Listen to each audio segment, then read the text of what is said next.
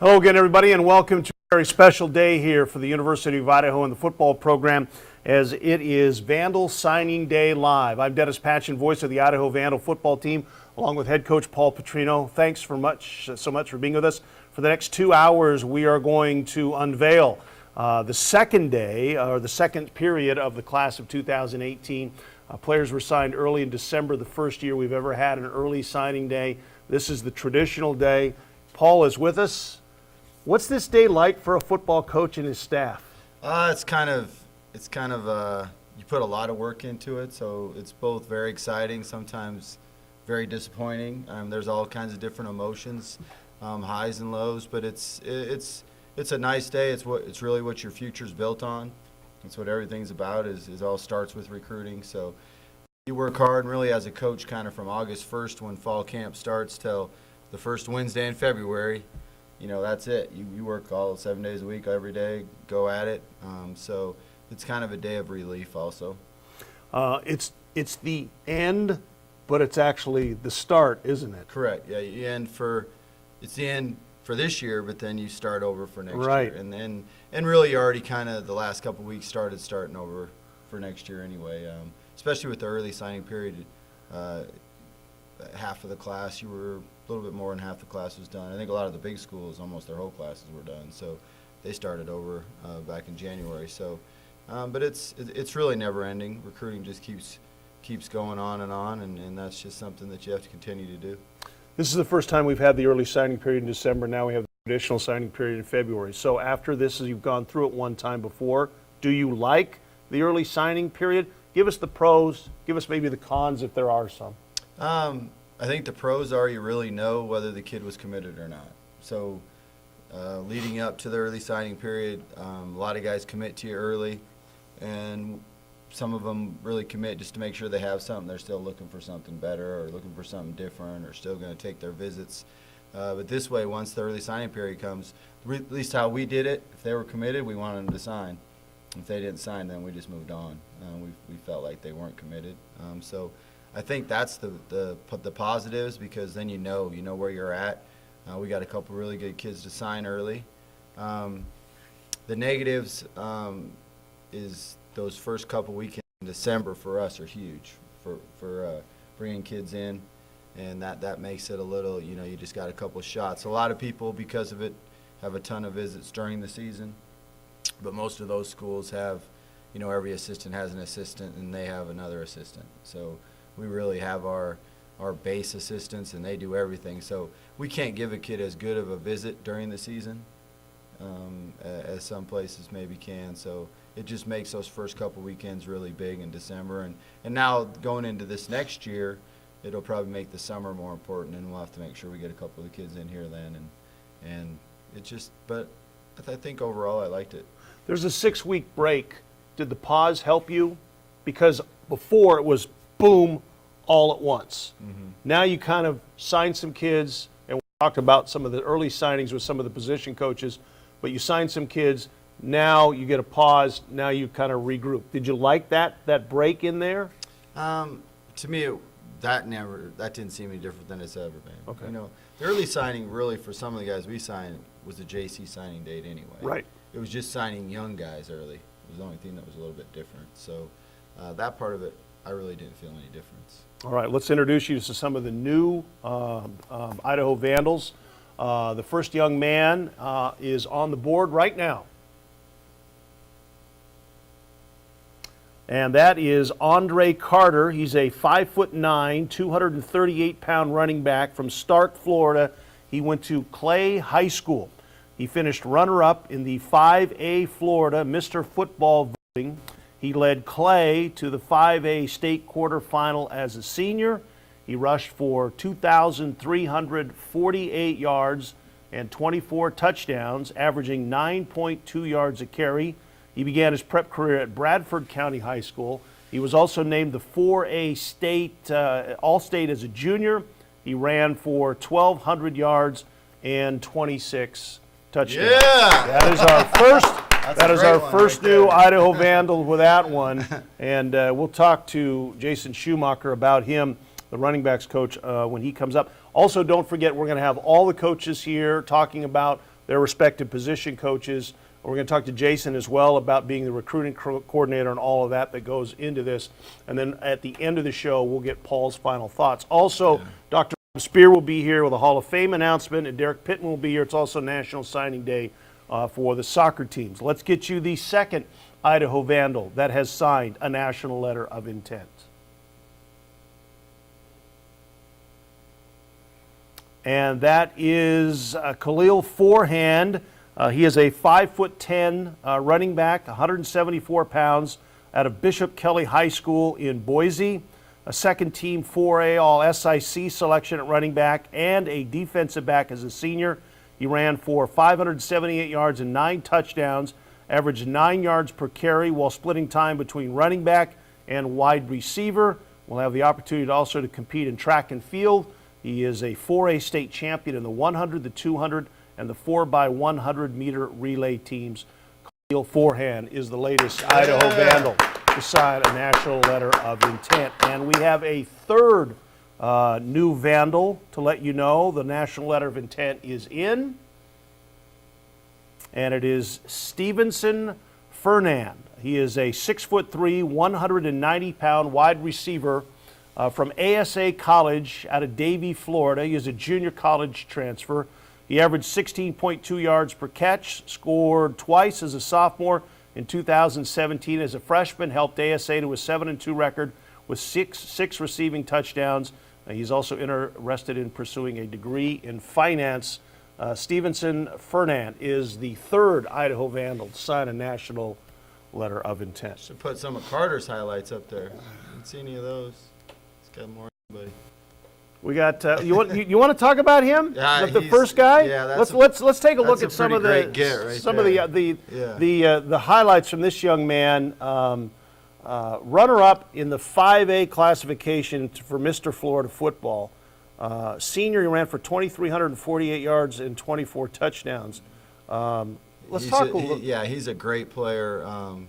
Coach Sinkovich did a great job of recruiting him. We beat South Alabama on him. It came right down to the end between us and them. So this was a great get.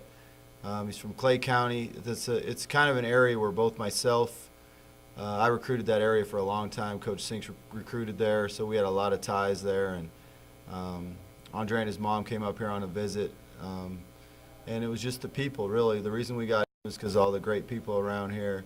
But he's super strong. He's quick. You can really see his lower body. He's got great strength. He can take it to the house, and that's a great get right there for the Vandals. Can you compare him to anybody you've had before? Yeah, he's a little bit. He's a little bit of a combination of looks a little bit like Aaron Duckworth, but bigger. Yeah. Probably runs a little bit more in the style of Isaiah and Penny. You know, he's a downhill, physical, hard-nosed guy. He's got good hands, can catch it out of the backfield, can break it, can go the distance. But when you look at him, he probably's got more of the lower body of an Isaiah or a Penny, but you know, in the face looks a little bit more like Duck. I would think that from the exact same areas. Yeah, very similar areas as Aaron Duckworth. As Aaron Duckworth. I would assume that you're probably going to see him on the field this year. You have a chance, yeah. You know, obviously Isaiah Saunders is the returner with all the experience, right. and you got other good players, but there's no question that Andre will have a chance to get on the field, yeah. All right, that is 3 signees so far, and as we get the new names coming in, that we'll give those to you immediately. We just gave you those 3 right off the top because those national letters of intent were already here before we got on the air, and obviously with Andre and Stevenson, those are 2 guys from Florida, which 3 hours ahead. Khalil must have got up early. Khalil, he's on the ball. Good for him. Those are the guys you like. That's usually a great sign that he's going to come in here and do things right. And Khalil's got great speed. You know, he's probably going to win the state in the 100 and the 200 and the 4x1. He did last year. He's got super speed, really just a great young man. He's going to run hard. The good thing about him, he could play running back. He could also play corner. You know, that's the thing you really like about him with that great speed. And that's a good size. He'd be a good size corner. So that's someone that can play on both sides of the ball. and very, very excited to have him also. We've seen that before. We've seen guys switch positions here. We've seen guys play both position or both sides of the ball at the same time. Is versatility important to you? I think it is. I think anytime you can sign someone that can play a couple different positions, that really helps your depth, because you get a guy that can come in and really then it's just wherever they get on the field first, where they can help the team first. But in speed, anytime they got great speed, I think that's definitely a positive. And it's now when you get a kid who's versatile, is there a fight in the coach's There room is. on There who gets a usually guy? is. And a lot of times, it really just comes down to the depth chart usually. But those are the guys you like. The guys you sign in both sides of the ball are fighting for them, then that's usually a good signee. That's a great job. So has it been a 4-year fight with Caden Ellis then? No. No? Caden just, he's so good. It's does such a great job on defense that we haven't just totally put him on offense yet. So there's not really a fight. It's just like, all right, we're going to – but we might use him a little bit more this spring and going into next year, that's for sure. All right. You will be back with us a little bit later on. Okay. We'll talk a little bit about as the day progresses and maybe some of the other guys, and just a little bit about the 2018 season, because it's time to start thinking about that. Spring football is just around the corner. The workouts have begun. The winter conditioning is underway. So we'll get your thoughts on that and try to enjoy the day, huh? Yeah, it'd be a good day. All right, very good. Thank you. All right, Jason Schumacher wears many hats for the Idaho Vandals, most notably his role as the recruiting coordinator. But Jason also stays busy. He's also the special teams coach, and he'll join us coming up next here. It's signing day on the Idaho Vandals Signing Day Live. Here, drive. Good. Right there. Now find your tackle. Find your tackle. Go get it. Go. Hit. Drive. Don't let your feet slow down. Don't let your knees stop driving. Hit. Good. But hey, make sure when I'm punching, right, I'm still sitting on his inside number. So Isaiah steps across at me right here. I still want to punch him here, okay? So don't just get in the habit, because we're doing a one-arm punch right here, of punching over here, right? Get him right there to the chest. Hit. Good. Go right there, punch it out. There we go, let's go. Communicate. Full cover. One's up. Right hash, one's up. Oh, team takeoff, let's go. Get that air picked up. Oh, you're gonna beat me today?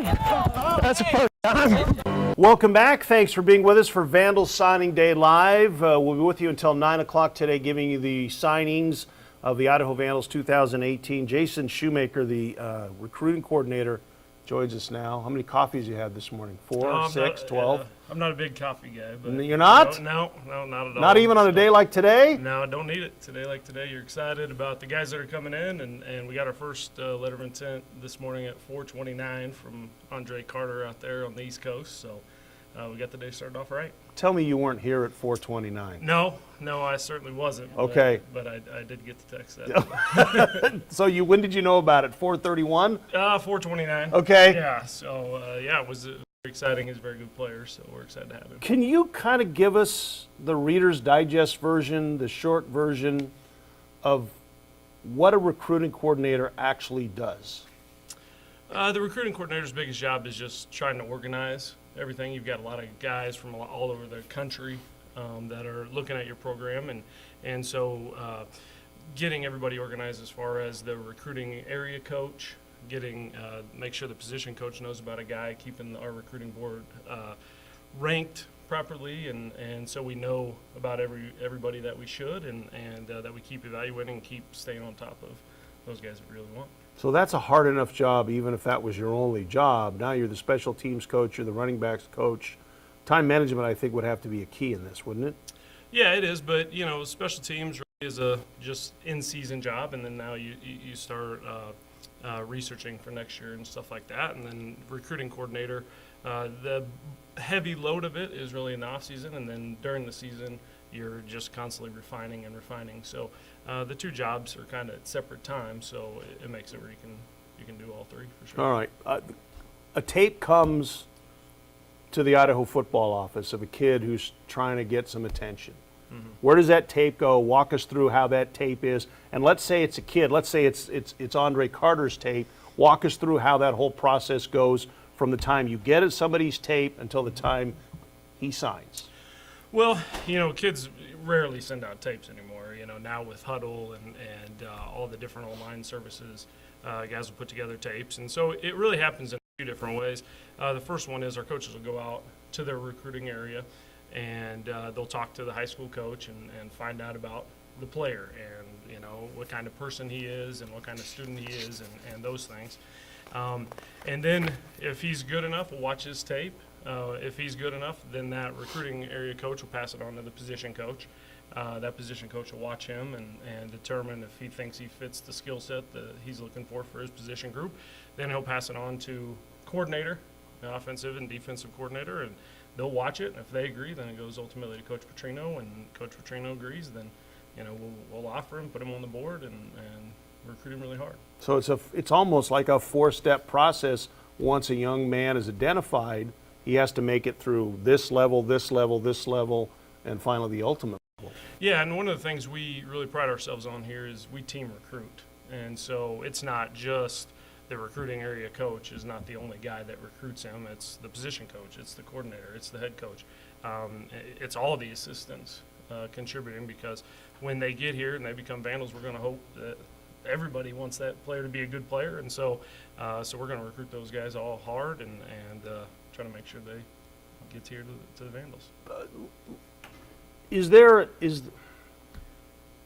a satisfaction as the recruiting coordinator on a day like today when you fill up another class? And it's everybody's hard work, but it's kind of your organizational skill that has kind of put this all together. Oh, absolutely. Today's a great day, and a lot of hard work goes into it. As Coach talked about earlier, starting clear back last January, even before that for some guys that we've been recruiting for a really long time and we've gotten to know. And so making it official that they're part of our program now is a very exciting thing. All right. Well, as we go throughout the day, we're going to give you the latest signings when they come in. We just received another one. And let's take the look at the latest Idaho Vandal. That is Logan Kendall. He is a fullback, 6'4", 256 pounds, from Cheney High School in Cheney, Washington. He's a 2-time first-team All-Great Northern League selection at defensive end. He also played fullback and offensive line during his prep career. He was named the MVP of the 2017 Idaho football camp. Jason, let's talk a little bit about him. Obviously, you guys got a chance to see him in camp. That's got to be a real help. That's a big help, and Logan's a great example of a guy that we've gotten to know really, really well over the last couple of years. He's been down here all the time, junior day camps. We've gotten to know him really, really well. We have a great relationship with him and his family, and he was down, I believe, to almost every home game this year, if not all of them. And so Logan's going to be a terrific player, big, strong, tough kid, and exactly what we're looking for in that fullback position. Second player in the last 3 years you got out of Cheney High School. Is that becoming a new area for you guys? Yeah, I think so. We really take pride in the Spokane, North Idaho region. We've gotten a lot of good contributors from that area. Coach Sinkovich does a terrific job recruiting up there, and yeah, we expect great things out of Logan. All right, let's talk about two of the guys that you signed. In fact, of the four first guys that are in, 3 are your position guys, 2 running backs, 1 fullback. Tell me what you like about Andre Carter.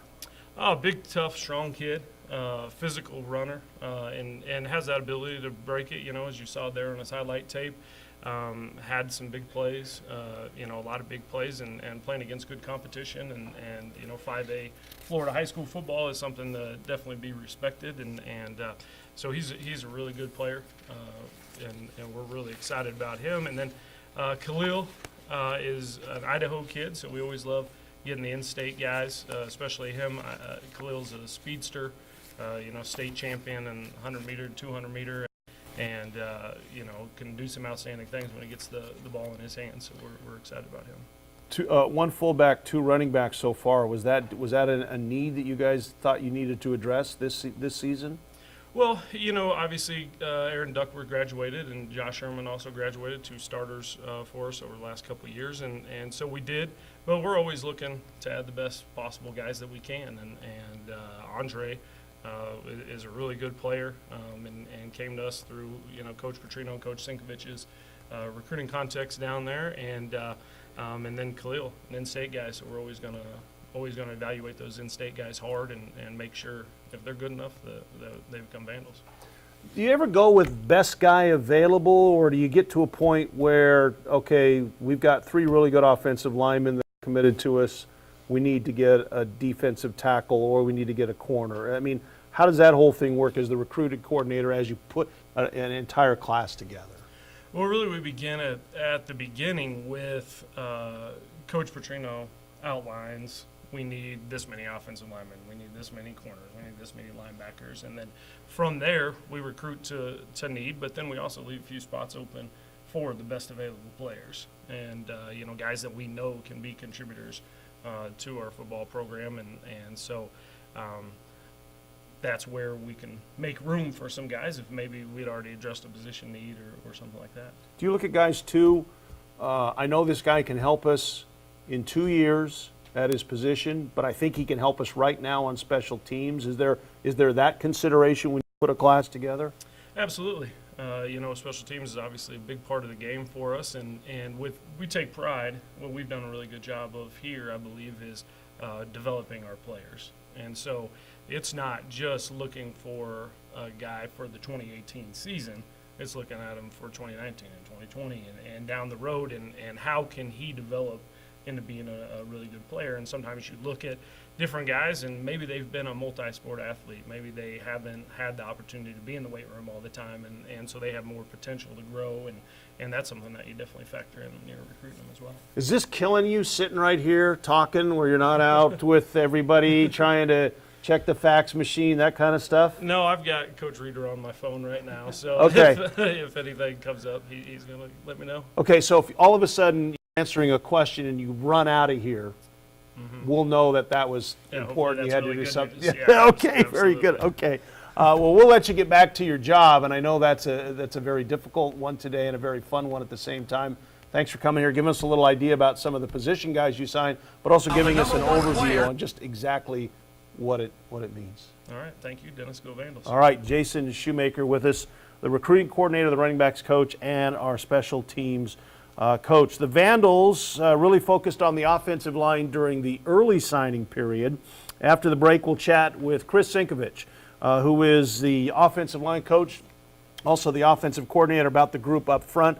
But first, we have a salute to arguably the greatest offensive lineman to ever play at the University of Idaho, Jerry Kramer. After waiting far too long, almost 40 years, Jerry Kramer was finally selected for Pro Football's Hall of Fame this past weekend. Now the number 1 player not in the Hall of Fame, Jerry Kramer. Jerry Kramer's the only member of the NFL's 50th anniversary team not in the Hall of Fame. Jerry Kramer, travesty that he is not in the Pro Football Hall of Fame. We need to get him in because he's one of the greats that has ever played the game. Being an offensive lineman, I learned to expect very little. If no one knew my name, that was normal. If no one wanted to interview me, that was normal.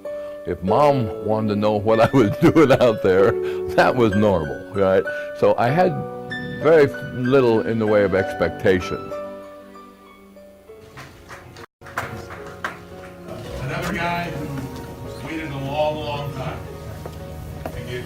We're excited that he's here with us. And all of a sudden the door goes boom, boom, boom. He said, "That's it. That's it." And the most beautiful man I have ever seen, big lump down here at the end, was standing there with the cameras and stuff behind him, and I was over the top, you know. It's something that I was afraid to believe in, I was afraid to hope for, so I kept trying to keep those emotions out there somewhere. But hey, I'm here, and I'm part of the group. Thank you very much.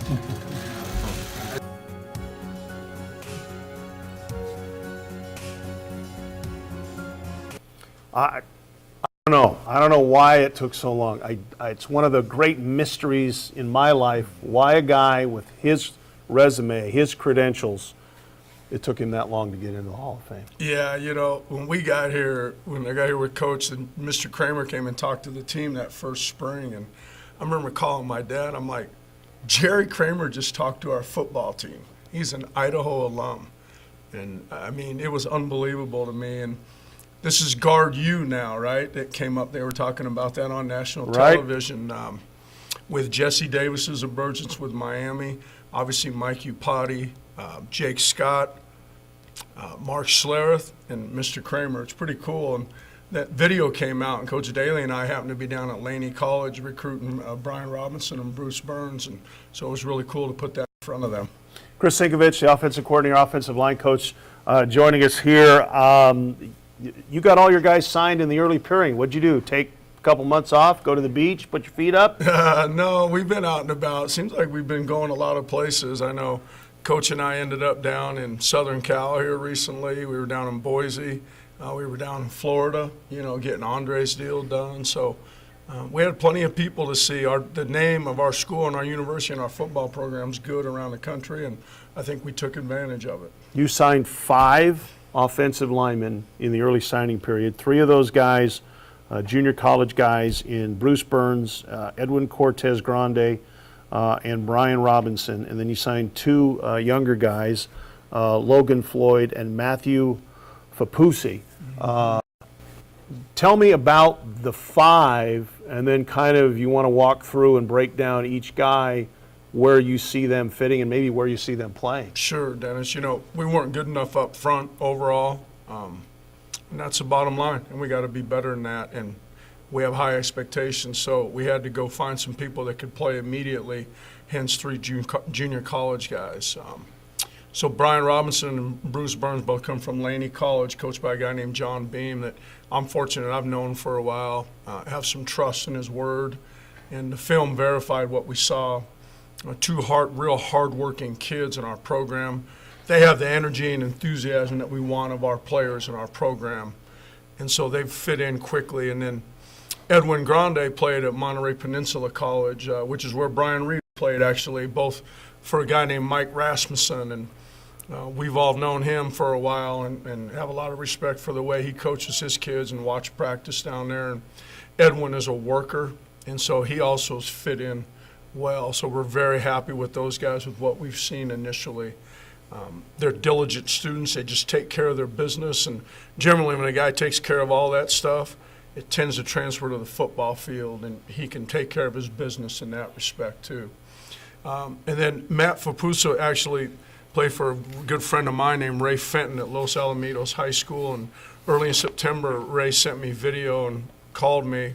And he hadn't really recommended a player to me in quite a while, and was adamant that this was a guy. And as we looked at him and recruited him, we think he's an excellent fit for us. And Coach Petrino and I had an awesome visit with him and his family in their home 2 weeks ago in Southern Cal, and I think he's going to be just a tremendous kid in this program. And again, he's 305 pounds. He's 6'2 and a half, 6'3", and plays rugby. He'll walk in here and be able to play, which we've had good precedent with that in the O-line here, including Noah Johnson, who I hope is the next guy in Guard U, and that's what I told him when that came out. And then Logan Floyd, great kid that Coach Purcell found up in Utah and Coach Ellis recruited. And again, he's a big, good-looking kid. He's 6'4", 295, and still has room and can move. And that's what you really want in those guys. So we're excited about those 5. You talked about Noah coming back. You also have Sean Toulette who started games, Connor Verba who started games, Irving Schuster who started games. Where do you see the new guys fitting in?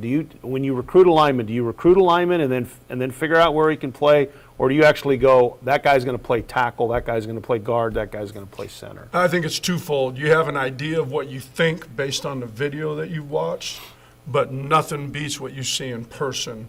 And then you start moving guys around. The bottom line is you got to get the best 5 players on the field somehow. And we went through a deal when Jordan Rose came in and played right away, and then he was a tackle. he was a guard, and we flipped him to tackle and switched Mason Woods. And that, for us, was the best in that situation, and we're in that process again. We got to find just the best 5, and we can get them ready to play whatever position will help this team. Did that with Stephen Matlock too. He started inside, or started at guard, and he moved him to center as well. So big time, and we got to get the best 5 guys out there. And the cool thing about this group, they're going to be a bunch of competition this spring, and there's nothing better to bring out the best in a man. how important is it for all 5 guys to get as many reps as they can once you've identified who the starters or who the guys you think are going to start in spring football and certainly in fall camp? Inevitably, it becomes very important. And with this group, I'm really proud of Connor Verba. They've already done 3 things outside of school, outside of football, where they're getting together, getting to know each other, and we got to develop that bond first of all, as a group, as a brotherhood in the O-line, and then once you identify those guys, the more time they spend together playing the game, the better off they'll be for it. I think that's really good. I just wouldn't want to cater those get-togethers. Yeah, and they're good, and we got some guys got to gain weight, so we're really hoping Connor's doing a good job of feeding them, and I'm confident he is. And again, that's a young guy who understands now. We weren't as tight a group as we need to be this past year, and that has to improve. And I'm proud of him and Noah for taking the reins of that. Chris, when you recruit, or this staff recruits an offensive lineman, what are you looking for other than a big kid? What are you looking for? You do want a big kid. You want a big kid on film. When he strikes somebody, he can knock them back. When he moves in space, you see a fluidness to his ability to move and change directions. You want to see that he can bend. You also want to see that he has some growth potential. For instance, like Edwin. Edwin's not real big right now, heavy, but he's gained 15 pounds since he's been here. He has really wide hips and really wide shoulders, and he'll play at 295, and he'll be killing people. And so you want to see potential that way also. But the ability to move and strike fluidly, but then viciously at the point of attack, I think is really important. Sometimes it's identifying a kid who can play, but also can play at 30 or 40 more pounds than he carried in high school, right? For sure, and that makes me think of, we signed a guy last year, and he's a gray shirt named Seth Carnahan from Sumner High School over by Seattle, and a good program. His coach played for me at Central Washington, and his coach was adamant he was going to be a good player, and he was a really good basketball player, late to football, 6'6". We signed him at about 253, and he's here now at 285, and has a ton of room still, and is going to end up being a really, really good player for us. So, yeah, growth potential is important. Do you have an ideal height, an ideal weight for a kid? Not necessarily when you're recruiting, but what you want him to play at? You do. Once they get here and we see them and talk to Coach Scharnhorst in particular, we can kind of help prescribe what they need to play at, how heavy they need to be, to have the best combination of quickness but strength to be able to move people.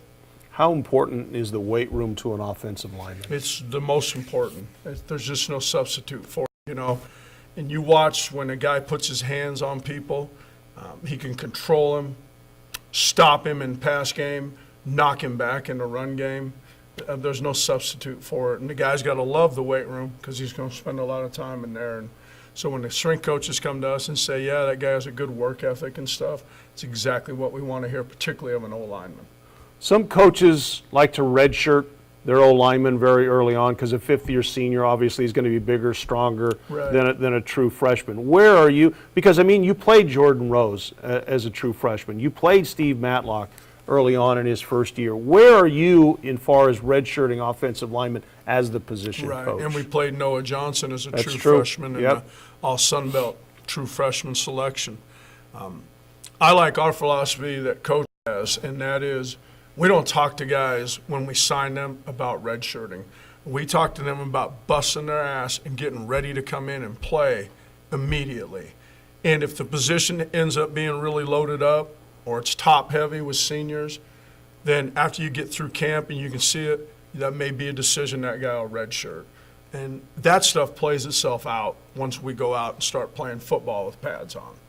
But Other than that, we never talk about it. You're coming here to like fight and compete and be the best you can be. And if you sign a guy and say, yeah, you're a good chance you'll redshirt, that guy's not preparing hard. Yeah.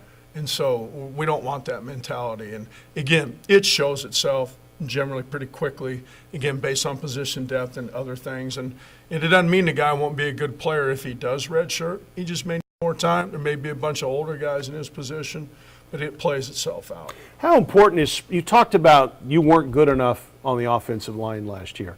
How important is the spring for your offensive line? Not fall camp, the spring where you get your first look at some of these new faces and try and figure out where they're going to play. Yeah, to me, Dennis, I really think it's the winter time, to be honest with you, because we're seeing them in the weight room, and this is when you put your big gains in the wintertime in particular. We're getting to see these guys move around in mat drills. We've introduced them to our fundamentals. We're introducing them to our install. They're going to move on and gain from those. So, yeah, this time of year right now is crucial. And then, yeah, in the springtime, when you test their toughness, their physicalness, that obviously is really important also. Chris, thanks for the time. We appreciate it. Continued success and good luck. Appreciate you, Dennis. Thanks. Yep, Chris Sinkovich, the offensive line coach, offensive coordinator here for the Vandals. When we come back, last season the Vandals boasted their best defense, I should say, statistically in years, but defensive coordinator Mike Bresky will join us next. But first, we will have a look at the energy and passion that Mike Bresky brings to the practice field. Let's go, David. Have a day today. We got to get you a pick. Let's go. Come on. Come on, Tater Tot. Hey! Hey! Grind, baby, grind. You awake? Yes, sir. All right. You learning, Charles? Huh? Yes, sir. Okay. Let's go. Drop it up. Drop it up. Be careful on the curls, right? See the post route, right? Yes, sir. Upfield shoulder. Come on. Be smart. Hey, nice. I stay away from the two clap. Let's go. Hot next stroke. Rapid. Hey, man, we got to run out. Quit walking, Charles, okay? Run out. Get lined up with a purpose. Let's go. Here we go. I didn't know you had that much energy. Every time I see you, you're just kind of quiet. Maybe that's just because you're around me. Well, I don't know about that, but we get out there with Coach P and the staff, and you bring the energy out on the field. Mike Bresky, defensive coordinator for us. Why was your defense so good last year? Well, I think we had great chemistry. We got great leadership out of our linebacking core, which is, I think, the strength of our defense, with Tony Lashley in the middle, Caden Ellis on the outside, and Ed Hall on the outside. And when it starts with those linebackers who are involved in the run game, the pass game, it's kind of contagious for the defensive line and the back end. But Akeem Coleman was a bell cow for us up front, and very productive, and just the guys are fun to watch. They love the game, they love to grind, which we're going to do here at the University of Idaho, and playing with each other. That's what football's all about. As a coordinator on the defensive side of the football, you lose guys like Ari Anderson and Akeem Coleman, and you lose guys every year. So when you regroup, that includes the guys you signed now early, guys you signed today, guys that were redshirting, guys. How does that process go together when you put a group together, not just a position together? Well, I think it's already started with the off season. As you talked about the red shirts and the guys that are coming back, and then the new faces this spring in terms of our JCs that are already on campus on defense, and that chemistry's already starting in the weight room during mat drills at 5:30 in the morning. That chemistry's already starting now, and then as coaches, we're getting an eyeball. Not that they're practicing or anything like that, but we're starting to see them as athletes, how they work in the weight room and that type of deal, and getting an idea about them, which leads us to those 15 practices in April. You signed a couple of guys. For those people who don't know, you apply your trade in the secondary. You've been a secondary coach. You signed a young man by the name of Tyrese Walker, who's an athlete. listed as an athlete. We want to talk about him, but we also want to talk about Michael Knoll, two guys you signed in the early period that will probably play in your area. Tell us a little bit about both those guys. Michael Knoll is out of the Portland area, and his brother Warrior was a redshirt corner for us this past year, and by the way, is having a great off season and competing for a starting position. But Michael's a very talented, and one thing about Coach Petrino, he brings in versatile kids. He's played on both sides of the ball, very productive as a receiver, as a special teams player, as a returner, and also on the back end as a corner. So the versatility, again, Michael brings speed. If you can't get there, you can't make plays, and so we're very excited about him. He's also a center fielder on their baseball team, so he's a multi-sport kid, which I really appreciate. Guys are competing year-round instead of just in the weight room. They're out competing, and that's what we want, guys that are versatile. Let's talk a little bit about your defense as you look at it. Obviously, you have all three linebackers returning from a really good linebacking core. All three guys will be seniors. Where you talked about the strength, where do you need to get better on this defense to be able to do what you guys were able to do last year? Because last year in the conference season, you guys were very impressive, just not giving up points. Well, I think we want to improve, and our goal is to be the best defensive unit in the Big Sky Conference next year.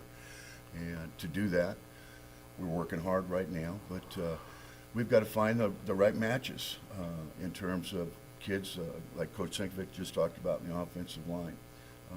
We want to put round pegs in round holes and find the best position to give our unit, hence our football team, the best opportunity to win ball games. When you, excuse me, when you go out and recruit a safety, a corner, a defensive back, which is part of your position group, what are you looking for? What are you trying to find when you go out and get a kid? Well, I think speed is the first thing, and then toughness.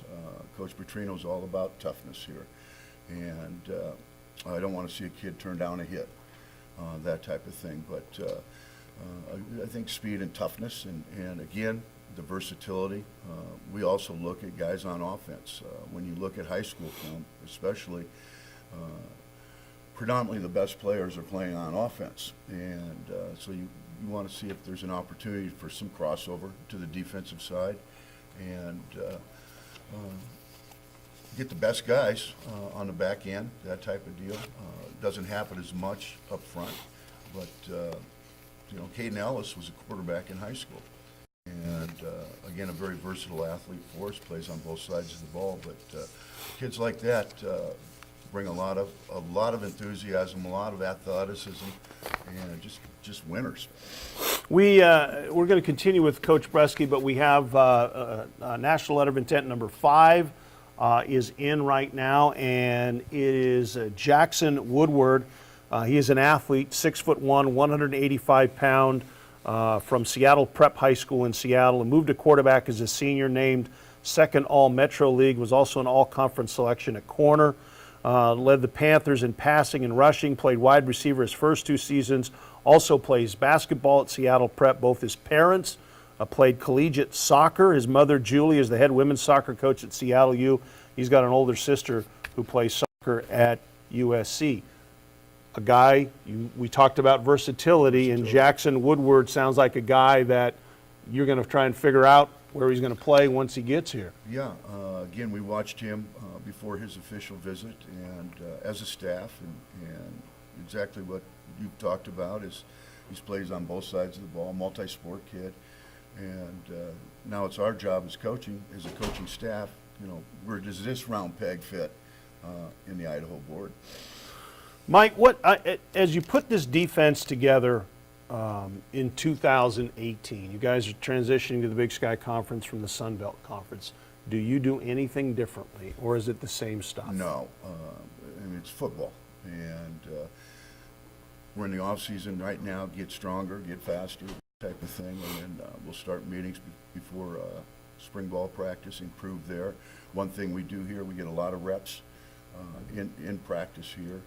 It's a great opportunity for our young guys, especially our red shirts, to relearn the defense. They were on scout team a year ago, but everybody's competing for a spot, and so it's going to be highly competitive leading into the summertime. But you know, that'll be our next thing is you know, getting the guys in the right position this spring and developing a depth chart. So by the time we get out of fall camp, we have that depth chart for Coach Petrino. You know, who's at number 1, who's at number 2, and let's rock and roll.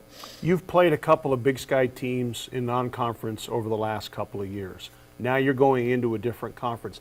How much time is Mike Bresky spending this off-season watching brand new teams that you're going to play that, you know, Right. now, and for people who don't know, Mike was at Montana a few years ago, so you have some familiarity with some of the coaches who've been around for a while. But how much tape are you watching because it's a whole new group of teams? Quite a bit. Coach Petrino assigned us projects, you know, and I know he got on it during the Christmas break, but I chose 2 teams that were going to play out of the Big Sky. Each defensive coach had that, and we put a little notebook together, a little summary. For example, I did Eastern Washington and Southern Utah, and put a little summary together for Coach P. And so we got a head start, primarily looking at personnel that's coming back, and somewhat schemes, but this will just be a continuation through the summer, but we're already on it. Yeah, well, and it's something you had to do. I mean, moving into the Sun Belt a few years ago, it was something you had to familiarize yourself with. And it's like, okay, we haven't played this team in a while. We've never played this team. We don't know anything about them. You can't just wait till the week before the game to be doing those kind of things. And we've never done that here, you know, and that's what the off season is for. We have one more. We have another Idaho Vandal, and let's give you that. National Letter of Intent number 6, Nikhil Nair. Let me just double check that pronunciation on that. Nikhil Nair. Yes, he is a 6'5", 229-pound quarterback from Mercer Island High School in Mercer Island, Washington. Led Mercer Island to the state playoffs as a senior, threw for 2,525 yards and 30 touchdowns. He also added 300 yards rushing. He had a rushing touchdown. Second team All-Kinco 3A. Hadn't started playing football until he went to high school in the 9th grade. He's also a standout baseball player, yet another multi-sport athlete for the Idaho Vandals. Thanks for being. Now, we're going to feature a guy coming up here in just a few seconds. Kid by the name of Caden Ellis. Are you going to have to make sure you keep him on your side of the football this year? Well, Coach will have him on both sides of the ball. Caden Ellis he's is so productive, a freak. and he's a fun young man to coach. You know, if you had 11 Caden Ellises, you're going to win a lot of ball games. But he's just so enthusiastic about the game, just like his pops, coaching the D-line, and his brother Christian. But he's an exciting young man to watch, and he's got a heck of a future. Well, up next, and thank you for being here, Mike. I appreciate it. Mike Bresky. Up next, the tight ends. Troy Purcell stops by to let us know what he looks for in an athlete that can make him a good fit at that position, and how he was able to recruit a Vandal linebacker to move over to the offensive side of the ball and make an impact last season. Caden Ellis is a freak. Thanks, sir. So I thought I'd give him a chance to go up and make a play. Wants his tight end, and he's got him. It's Ellis. Touchdown, Vandals. You got a guy like that, you just got to put the ball up there and put it in a position where you can go make a play, and he did. It was about as impressive as it gets. Just jumped up and caught it, and kind of before the blur was over, I was just pointing up to the sky and walking in. I can't say I really remember. Sometimes plays happen like that where it just happens, but I want to thank Coach and Matt for believing in me, because that was fun. Going to take it to the air here on first down. Under pressure, Evans is sacked back at the 32-yard line. And guess who it is? Number 3. Caden Ellis. I mean, this kid is everywhere. Caden Ellis is about as good as it gets, and we're very fortunate to have him. Welcome back. There you see some of the talents of Caden Ellis. We're now joined by tight ends coach Troy Purcell. Thank you for being here. How are you? Thank you. Thanks for having me. Appreciate it. Doing well.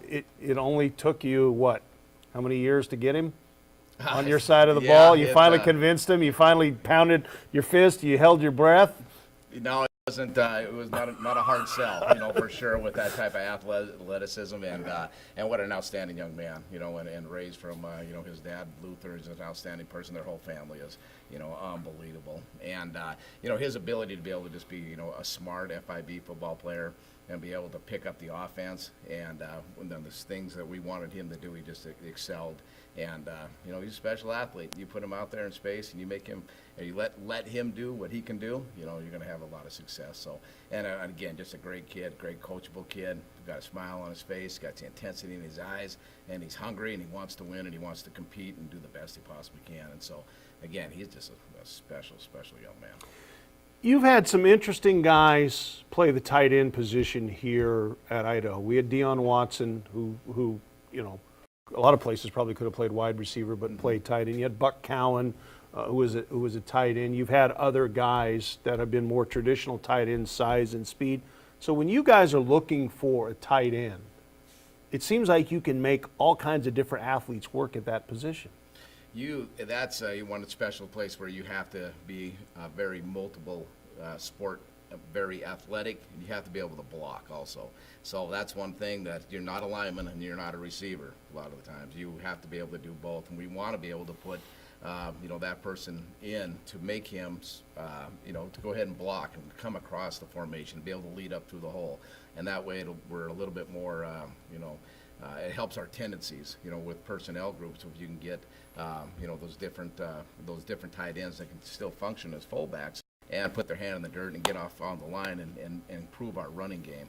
And so, yeah, you're looking at a long, lanky, athletic guy that can catch, that also, can break tackles, and also, put his face in there and get dirty and, get after it and get in the goal line and, make some things happen there and get some push on the ball. I'm looking at your roster of guys. If you include Caden, there's 9 guys listed as possible tight ends at this point, including a young man you signed early out of West Valley High School in Connor Whitney. So with that many guys, is the battle open? And I guess the other question becomes is, you only need one quarterback, but you need multiple tight ends. How many tight ends do you want to have game ready to be able to step in and play? All of them. You know what I mean? I think that's your number one goal. You want to, and that competition, I love that competition, especially going into the spring here. The position's wide open. We got Joe Basaki coming back, and he's probably the leader of the group. Once Trent and Deion left, he was kind of the next guy that came in, and so he kind of knows the offense the best right now, and so he's kind of our leader right now. You got young Luke Hyde. Hyde came over from fullback last year over to a tight end spot, and so those two are kind of our older guys that are coming back.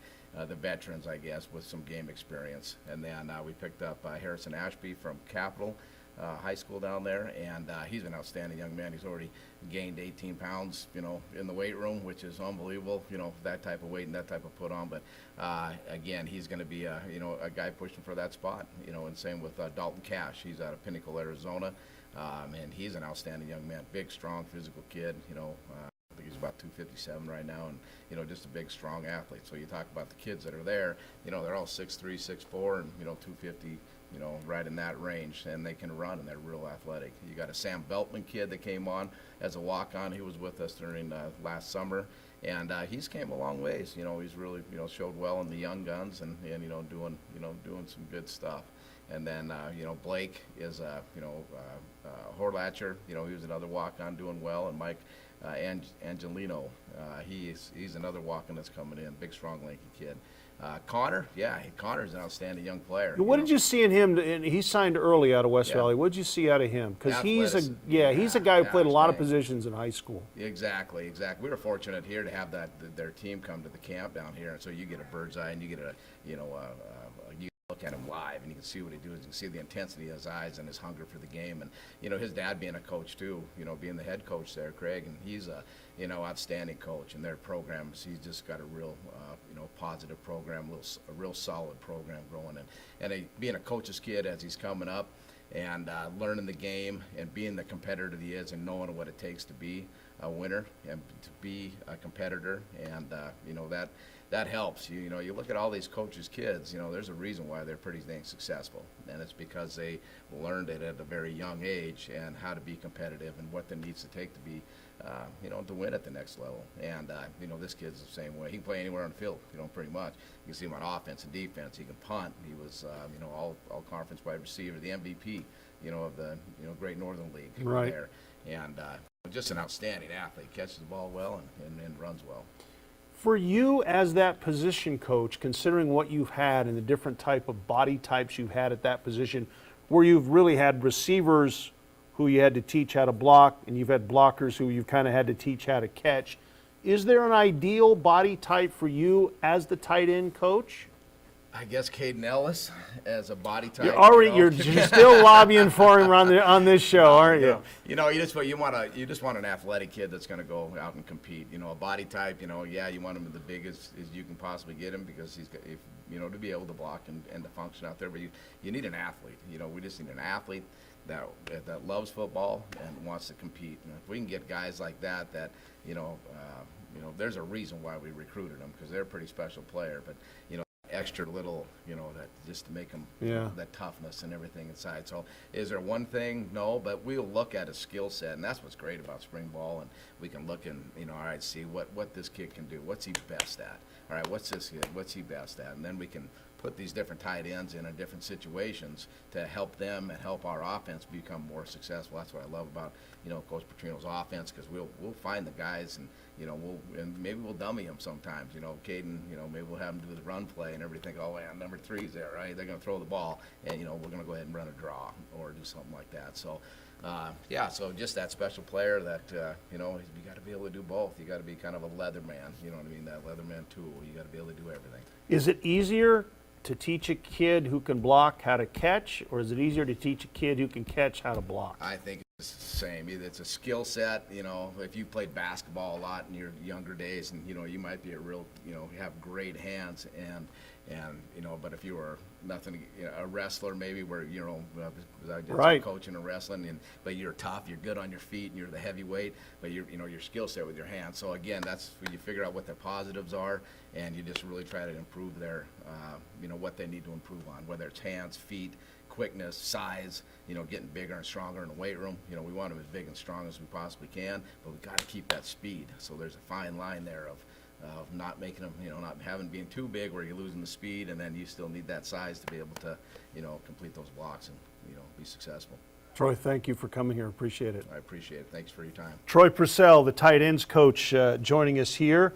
We want to let you know that our first hour of our Idaho Vandal Signing Day Live is just about over with. Our second hour is coming up. We've got one more hour. We'll give you the latest signings, and we'll talk to more coaches. But up next, Director of Athletics, Dr. Rob Spear, will be here next with a special announcement about the Vandal Athletic Hall of Fame. Stick around for another hour of Idaho Vandal Football Signing Day Live.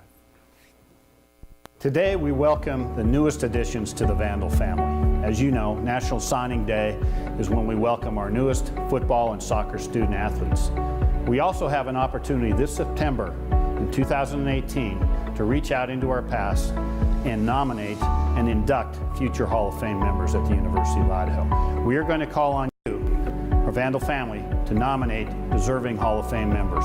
Help your favorite Vandals cement their legacy alongside the best ever to wear the silver. Dr. Rob Spear is with us, Director of Athletics. Before we get, first of all, good morning. Good morning. Thanks for being with us. Before we get to the Hall of Fame, I want to let you know that there are 3 events, depending on where you might be listening to our show, you might be able to attend. Today at noon at Louis in Meridian, the West Ada County Vandal Boosters will be holding a special signing day edition luncheon in Meridian at Louis, and head coach Paul Petrino will video conference into the event. Cost is $15. It includes lunch, and that is at Louis in Meridian. Tonight in Lewiston at the Lindsay Creek Vineyards, head coach Paul Petrino and members of the staff, along with soccer coach Derek Pittman, who will be on here a little bit later on to talk about that. Also, Rob Spear will be there. That it's at the Lindsay Creek Winery in the Lewiston Orchards. Cost is $10 at the door, and that starts tonight at 5 o'clock. And then tomorrow, for those of you in the Coeur d'Alene area, at 6 o'clock at the Coeur d'Alene Resort. Again, head coach Paul Petrino, his staff will all be there. The cost is $20. Doors open at 6. The program beginning at 6:30. I will be there as well. Hope you can join us for one of those 3 great events here on what is a really good day. Thanks for being here. How are you? I'm great, Dennis. Good to see you. We know how football coaches feel about this day. How does an athletic director feel about this day? Well, it's a sense of excitement for me and our whole department because what you see is a total group effort when these recruits come on campus. Our faculty and our staff, they do a great job, and I have the opportunity on Saturdays to talk to all the recruits, something I take great pride in. I really enjoy that, and I really think it's important that they hear from the athletic director, especially the parents of the student athletes. And I talk about what they're going to get when they come to Idaho and how important that education is. I talk about my story. I was a kid, first person in my family to go to college, and many of our kids that are athletes come in here are first generation. All right, Caden Christian with Dad. See the value of that education, and then talk about how they're going to be the best athlete they can be here. And then the last thing I talk about having a great inner circle for the rest of your life. And the thing I appreciate about our coaches is they're not only great coaches, but they're great mentors. And so I take a great sense of pride in that, and I really want to acknowledge the hard work of our coaches because they really grind it out in this recruiting effort. So today is all about celebrating. Yeah, all right. You're not here just to talk about that. You're also here to talk a little bit about the Hall of Fame. What's new? Well, this is another year. This year is 2018. We do that every 2 years. In 2018, we're going to have another Hall of Fame induction ceremony, and tomorrow morning, you'll have the opportunity now to nominate deserving Vandals online, and then we'll have our committee meet and we'll select the 2018 class. As I look back during my tenure, I really think the Hall of Fame, establishing that, has been very rewarding to me to go back over 100 years of our rich tradition and history and be able to identify all of our deserving student athletes. And as you know, we started in 2007, and then we had another one in 2008 because we had, I believe in those first 2 years, we inducted 93 individuals and 5 teams. And so I think it's another opportunity to celebrate the rich tradition and history of this athletic department.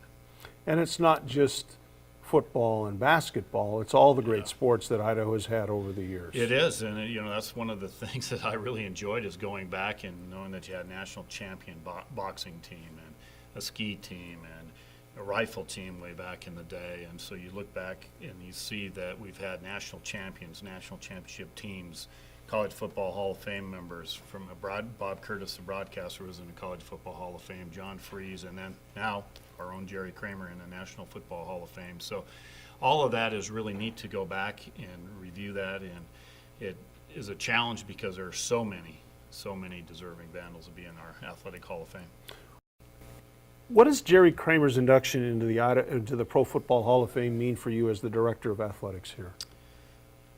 I was asked that the other day, and I thought it's really, I think, just puts a stamp on the rich tradition and history of this athletic department that extends over 100 years, and being a land grant and being the University of Idaho, I really think it's a strong statement that the university used to have a motto of "from here you can go anywhere," and I think that's really, really true when you look at Jerry coming in here and being the kid from Idaho, from Sandpoint, and for him to reach the pinnacle of football success, and that's the Pro Football Hall of Fame, is really a neat thing for our whole university and our department. But number one, I think it's great for Jerry and his family, and so deserving, and I think his daughter Alicia, who was so instrumental in just keeping the fire alive, because you know as well as I do, Dennis, 10 times that he went before that, and 10 times he didn't get in, and then of course the 11th time he got in. And to some extent, I think that's being a Vandal, is you just persevere and you stay at it and you grind, and eventually it's going to work out for you. Yeah, I don't get it. The age-old line was, until like 10 years ago when it became more public, everybody thought he was already in the Pro Football Hall of Fame. You say, what do you mean he's not in? I think that may have hurt him in some circles, but I never understood why, with his resume and what he accomplished, why he wasn't in, unless we got enough Packers already. I've heard several things. I heard the Packers, and you're absolutely right. I mean, here you have a guy that was one of the top 50 in his era. Yes. The only one in the top 50 not in the Hall of Fame. Right. So you heard there too many Packers. The other thing I heard is Jerry was got out in front of things with his instant replay book very early on, and somebody said maybe he alienated himself from some media doing that. And now this day and age, you know, it's all about self-promotion. Right. So, and I'm not saying Jerry was self-promoting. I think that he was a guy that was maybe a little bit ahead of his time, but that didn't make sense to me either. But I've heard that, really those two things, you know, maybe alienating the media with his book, and then, of course, maybe too many Packers, but neither of those make sense. No, and we're glad it's all over with and we don't have to worry about it anymore. Let's talk a little bit about this football team transitioning from the Sun Belt to the Big Sky Conference.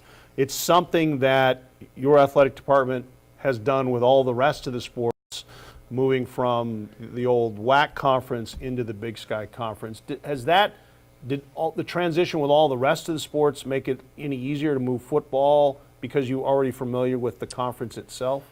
Maybe a little bit, but football's a different animal because, as you know, we're going from FBS to FCS. Right. And there's different scholarship allotments. You're going from 85 fulls to 63 partials, and so there was a lot of work on our part to figure out how to do this. And we're the first school in the history of college football to make this decision to move from FBS to FCS. So there were some logistical things.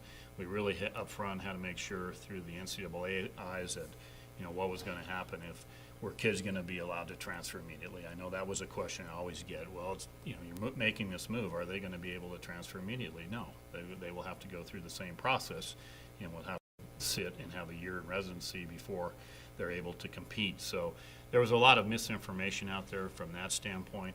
But more importantly, our coaches and Coach Petrino have done an unbelievable job of staying focused on what they do, and that's coach football.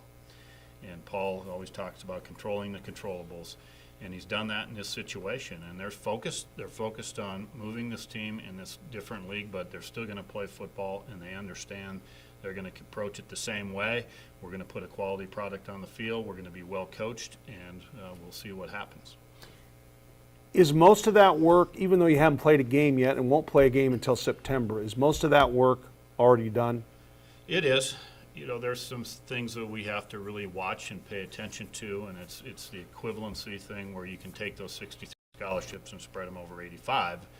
And, you know, that's in the past, when Coach inherited this program, and he inherited a program that had its struggles, and he was not at 85 scholarships for maybe his whole tenure here. I think last year was as close as he ever got to 85 scholarships, but then when you start breaking those scholarships out into equivalencies, you can get to 85 pretty quick.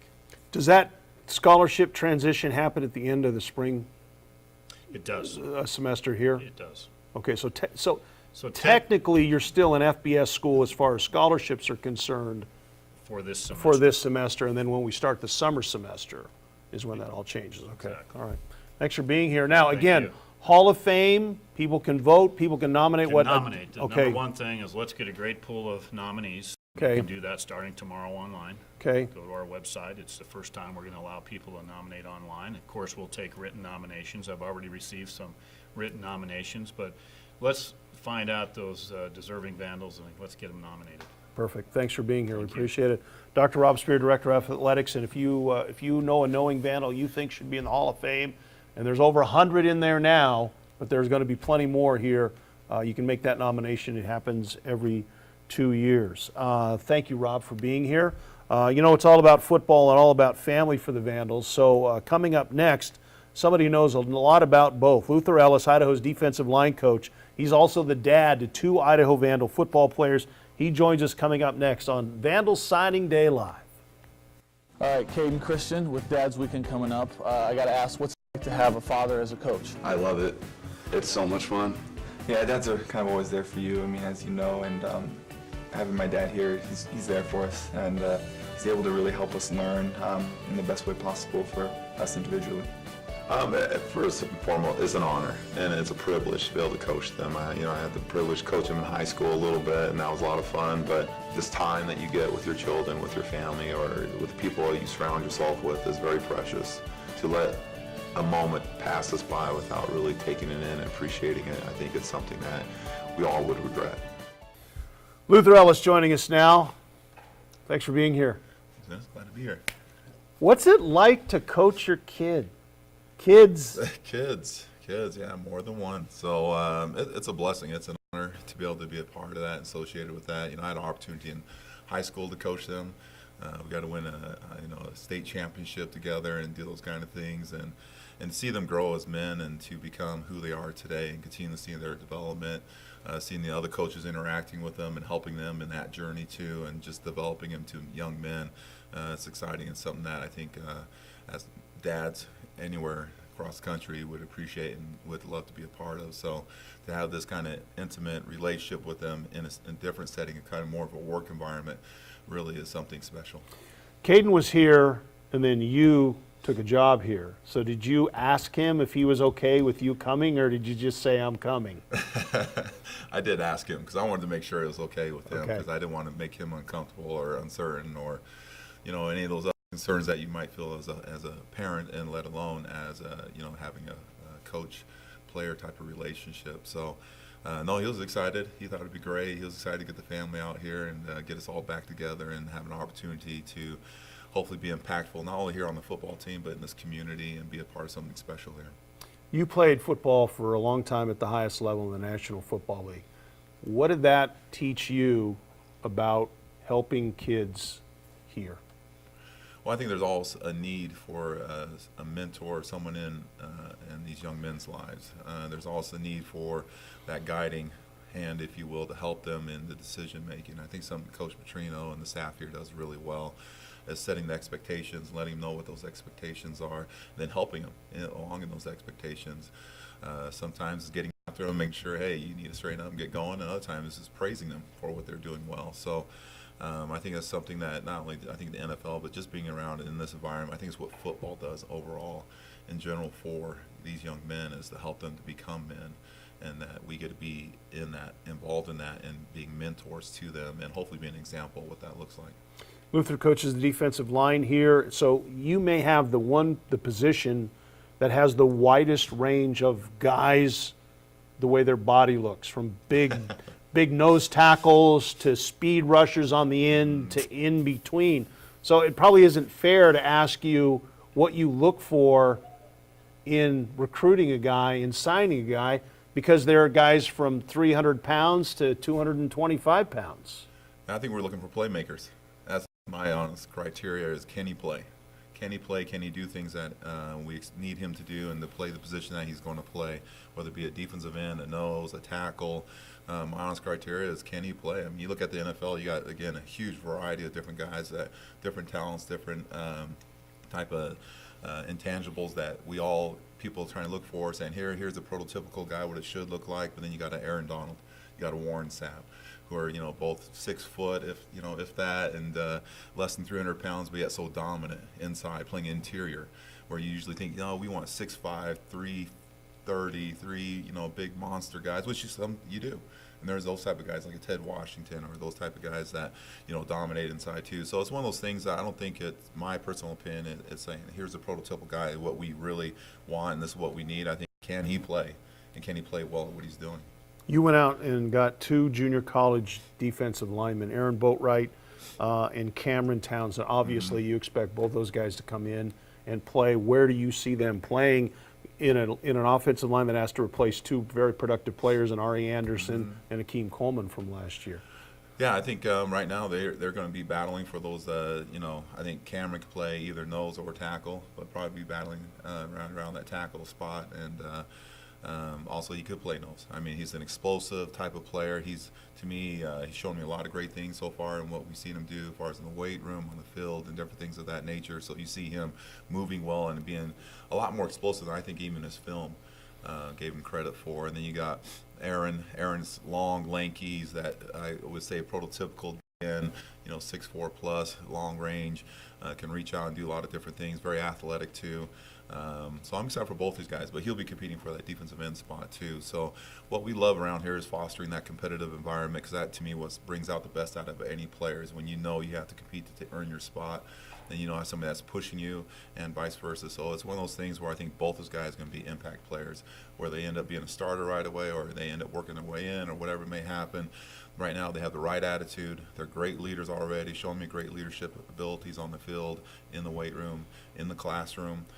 they're both working really hard and doing those things. You signed those guys early. Oh, we do have another Vandal. Hang on just a second as we update this. We want to give you the latest Vandal, and here is the latest to sign a national letter of intent. The linebacker, 6'1", 210 pounds. It's Ross Chatterton from Coeur d'Alene High School. He's from Hayden, Idaho. He's a first-team 5A All-Idaho player as a senior, also named the 5A Inland Empire Defensive Player of the Year.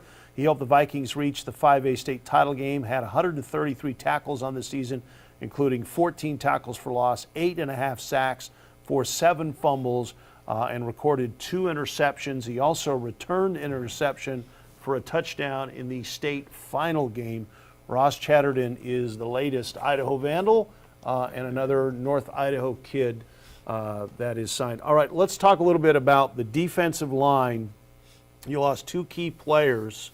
Who steps up? Who takes some of those roles? Tell us some of the players that either need to take a step, or maybe guys that we don't know about that you are encouraged by what you have seen in practice and looking for them to produce for you. Yeah, it's hard to play somebody with that kind of caliber like we did with Ari and Akeem. I mean, those are 2 productive players, especially Akeem, and Ari did a great job inside, and I think they're both going to have opportunities and possibly play on Sunday. So it's, when you have that type of caliber of players leaving, it's almost difficult to find guys to step in.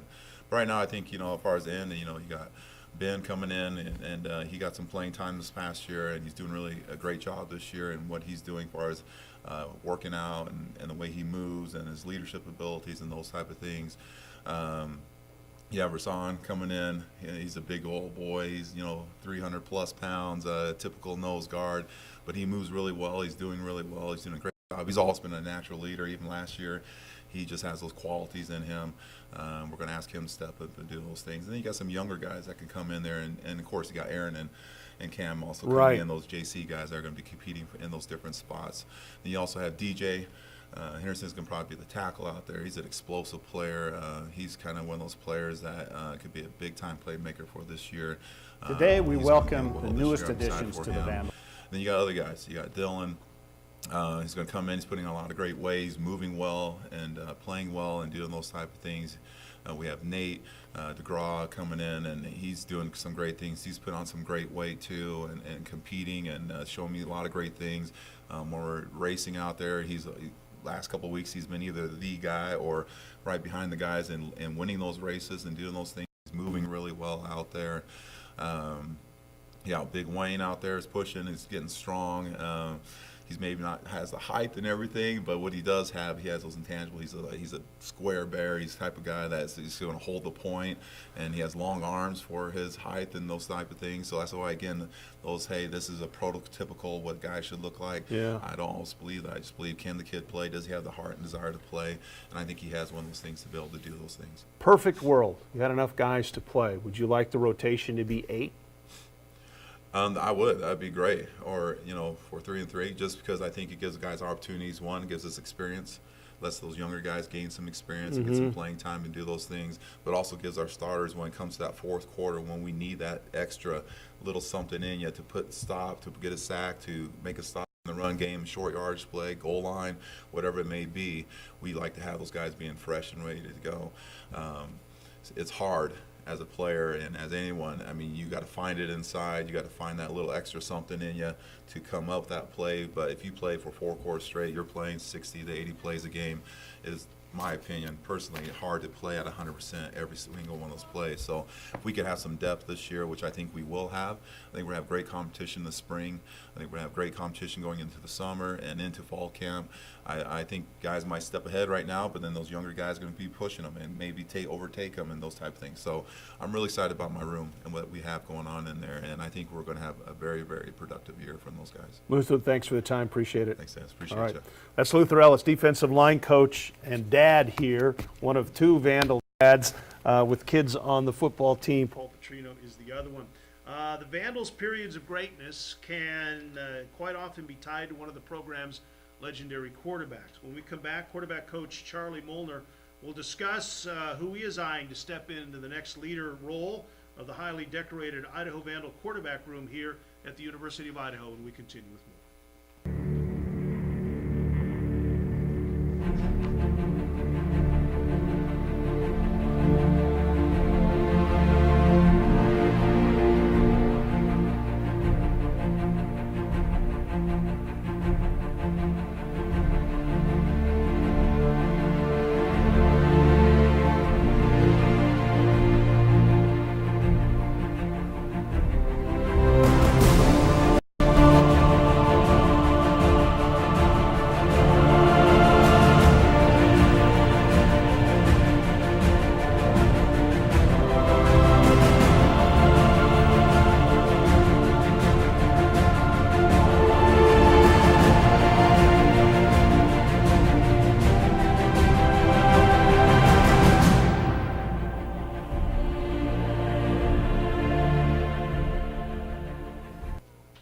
Who's next? That's a great question. We'll get to Charlie about that. Charlie Mulder, the quarterback's coach. Thanks for being here. How are you? Very good, Dennis. Thank you. Did you get a run-in today before? Not yet. Later on. Okay. Got things to do this morning.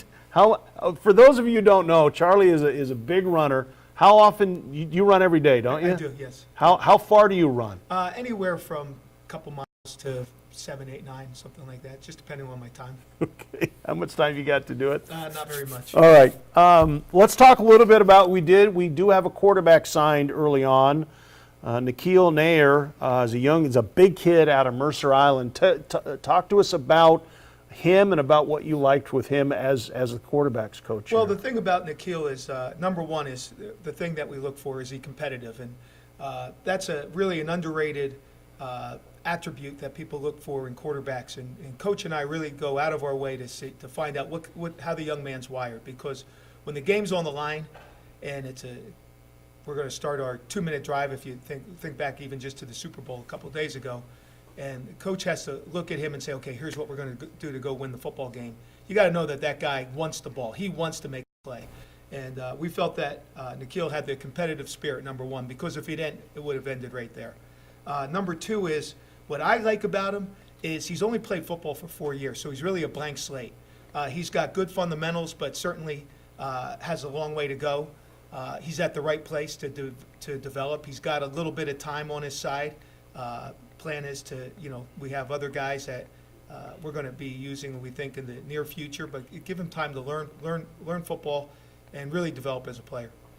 You got guys in your quarterback room who are multi-sport guys who excel. I mean, Mason was a really, really good soccer player, and this young man's a really good baseball player. Is that important to you as a position coach? It's very important to me personally, and it's one of the questions I ask on conversation number one. Do you play any other sports? And one of the things with me, just on a personal basis, if a kid says, well, I played basketball or I played baseball, but I quit playing to concentrate on football, that to me is always a red flag, because I like guys that are competitive, number one, first and foremost, beyond developing all their auxiliary skills by playing other sports. Just the fact that kid wants to be out in the arena and compete. He can't stand being around in the spring, watching guys go to track meets, baseball games, soccer games, lacrosse, whatever they do, and he's content to lift weights 3 days a week and say that he's preparing for college. To me, he's not. Let's talk, and this is the question everybody wants to know. You lose a 4-year starter at quarterback in Matt Linehan. That's a situation where, I mean, he missed a few games at the end of last season, but it's not something that the Vandals have had to worry much about over the last 4 years, is who's the starter going to be. How is this process going to be decided with all the guys you have? Coach wouldn't be as successful as he is if he didn't have a succession plan. So I moved the quarterbacks just about 2 years ago to the day here at Idaho. And I couldn't have been the QB coach for more than 24 hours, and Coach and I started talking about how we're going to project into the future. So we didn't necessarily have a quarterback in mind from a size standpoint. We just wanted to make sure that we got winners, okay, and bring as many winners into the program as we can. Develop him as Matt was playing. Obviously we knew that Matt was going to be the starter, and we hitched our wagon to Matt, so to speak. Even though he had to compete every day, he clearly was an outstanding quarterback for us, and so we knew we had to get the next guy ready. So through the course of spring ball the last couple of years, through the course of summer camp, we gave the young men, all the other competitors at that spot, a chance to develop in different ways.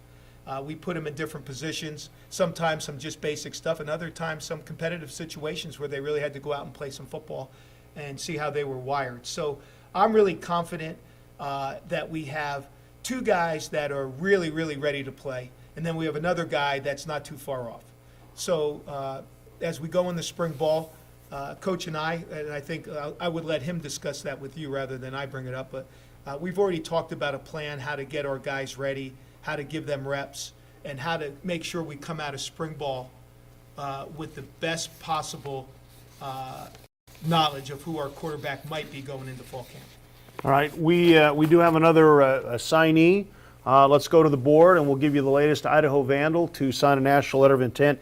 He is Trey Walker. He's a linebacker, 6'1", 226 pounds, from Fresno Central High School, Dos Palos, California, First team All-Tribe River Athletic Conference as a senior.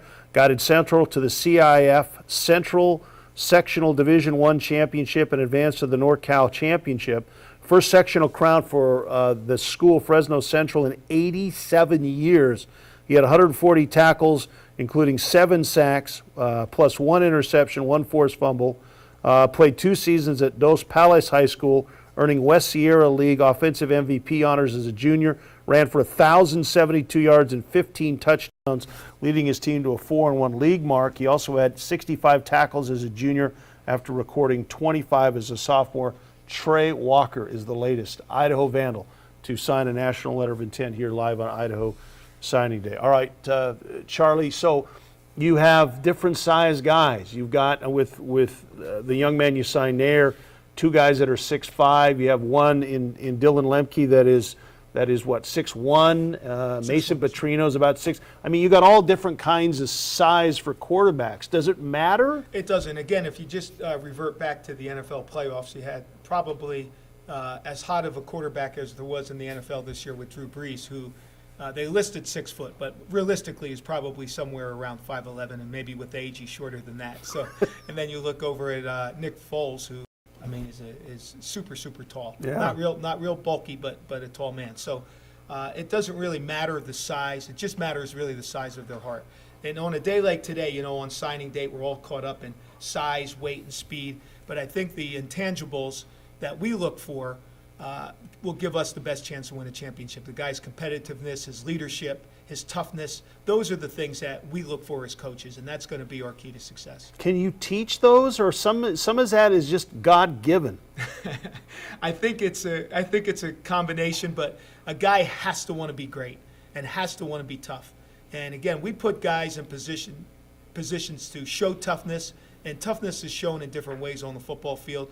We talk about it, like if you look over with coaches Creed and our Vandal Creed, we are always talking about toughness and looking for guys to grow in that area. And then as far as leadership can be inbred, or it could also just be something that a guy develops because he wants to be a great leader and he wants to take charge.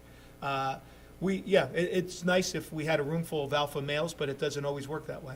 How much did Matt help you, the guys that are still here? Yeah, that was really a positive attribute about Matt, is that he helped all the quarterbacks all the time.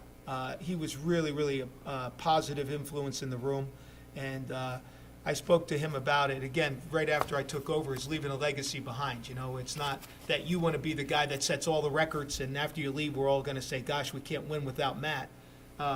If you start something good, you want to see it keep going and even improve after you leave. And I think Matt did more than his share. Thank you for being here, Charlie. Thank you very much, Dennis. All right, Charlie Moeller, the quarterback's coach, joining us on the signing show. Football is not the only sport today that is welcoming new signees today. Idaho women's soccer team is also finalizing another strong incoming group this morning. Head coach Derek Pittman will join us, and we'll talk about the 2018 class, and we'll also talk about the upcoming season. We continue here on Idaho Signing Day Live. Dennis, how are you, sir?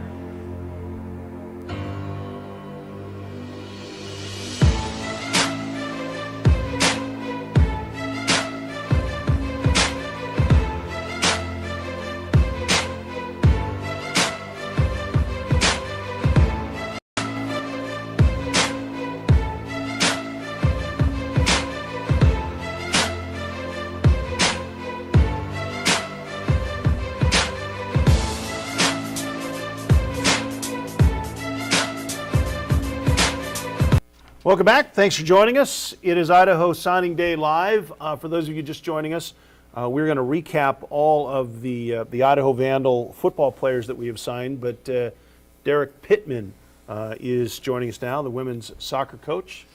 We got signs going on over here. It's like, I think we were waiting on one more kid to get through, and so yeah, sure, her stuff came in, got approved, so we can talk about all 9 players, the 2 that we already have, and then the 7 new ones that we signed today. Okay, forgive me for asking this question, and I'm sure a lot of people don't know. We kind of know the number in football; it's 20 or 25. So you signed 9.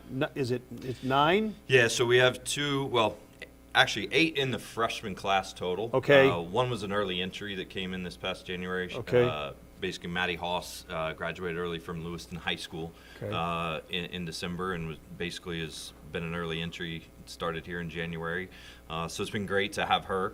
But she'll be obviously part of this freshman class. So is 9? Is that a big class in soccer?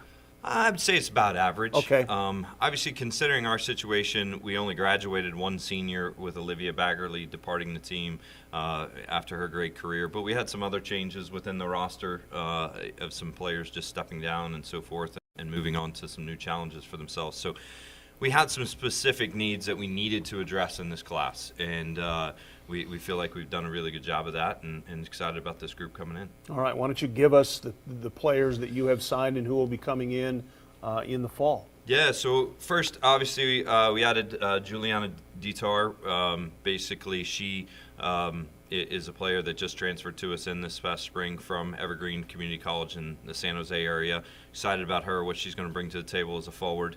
Like I said, I already mentioned Maddie Haas, coming from the Lewiston High School area as a quality midfielder, good vision, good technical ability, played for the Spokane Sounders. So to be able to have kind of obviously an Idaho kid that is trained very high level in Spokane is exciting for us. So those two players are already here.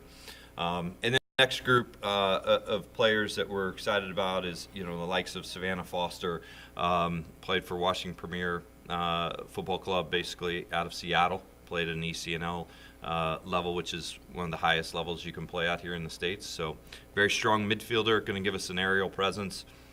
Excited about her, what she can help us with in the midfield. And then we've also got Avery Fox, goalkeeper out of Southern California. Will come in and challenge for playing time. We'll definitely push Michaela Presgrave. And I think she'll be a great opportunity for her to learn not only from Mac, but also compete with her. Strong, big, explosive goalkeeper that has a lot of tools. We're excited about her career that she's going to have here. McKenna Lee, it comes from Southern California as well. She's actually out of the, just south of LA, but she plays for Legends Football Club and the DA, which is Development Academy with the U.S. Soccer out of the, the LA, so like Corona area, which is where her club resides. And so strong center back, going to come in and I think be very competitive with our upperclassmen that we have. Dynamic, athletic, fast, really, really strong 1v1 defender. Another defender out of the Southern California area is Sabrina Baca. She can play outside back, she can play center back. We had some issues in the sense of we needed to address the defenders. We've actually got 5 seniors that are going to be across the back line next year competing for playing time.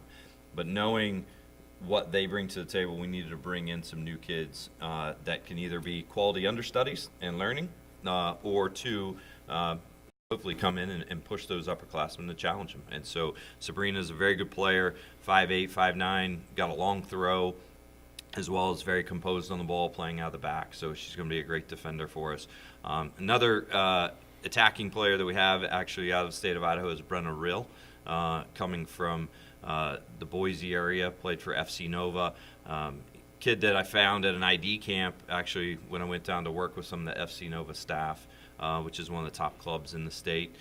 Just quick feet, can score goals, has a great engine and energy about her. And what you love about her, she just, even if she just keeps going. She never stops. So excited about that group, as well as Sydney Schmidt is another player out of the Seattle area.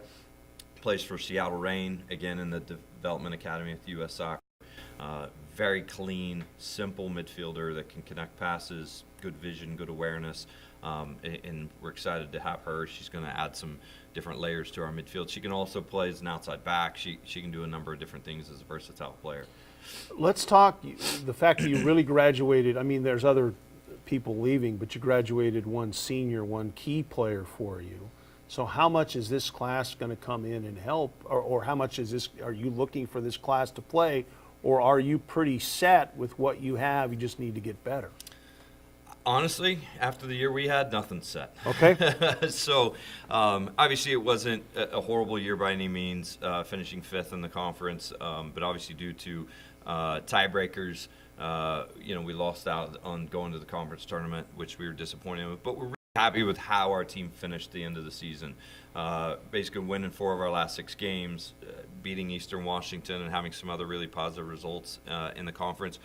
We built a lot of really strong momentum at the end of the season, so we're really excited about that. But I think our players all understand, and we've talked about it this spring, that everything's up for grabs. Our back line is competing to solidify themselves. Our midfield is pretty set, but at the same time, we talk about it all the time. Best players are going to play. And if this freshman class can come in and compete for playing time and bring something to the table that gives us a chance to win the game, we're going to do that. It's nice to have such a good group returning. We're going to have 9 seniors on the team this coming year, but nothing's guaranteed, and our players know that. We're going to compete every day.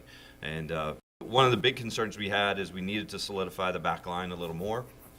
And adding some players to the group. I mean, even with Josie Daggs coming back off of injury after redshirting this year, our hopes are that she's good to go come August 1 and she's ready to roll. But, when you're coming off of a knee surgery, it's always a challenge. So we needed some depth there. And even the last young player that we basically added to this class is Madison Gustafsson, coming out of the Seattle area, 5'2", but super fast, dynamic, athletic outside back that's going to, challenge Claire Johnson, Josie Daggs, and the likes of those players to, help make us stronger.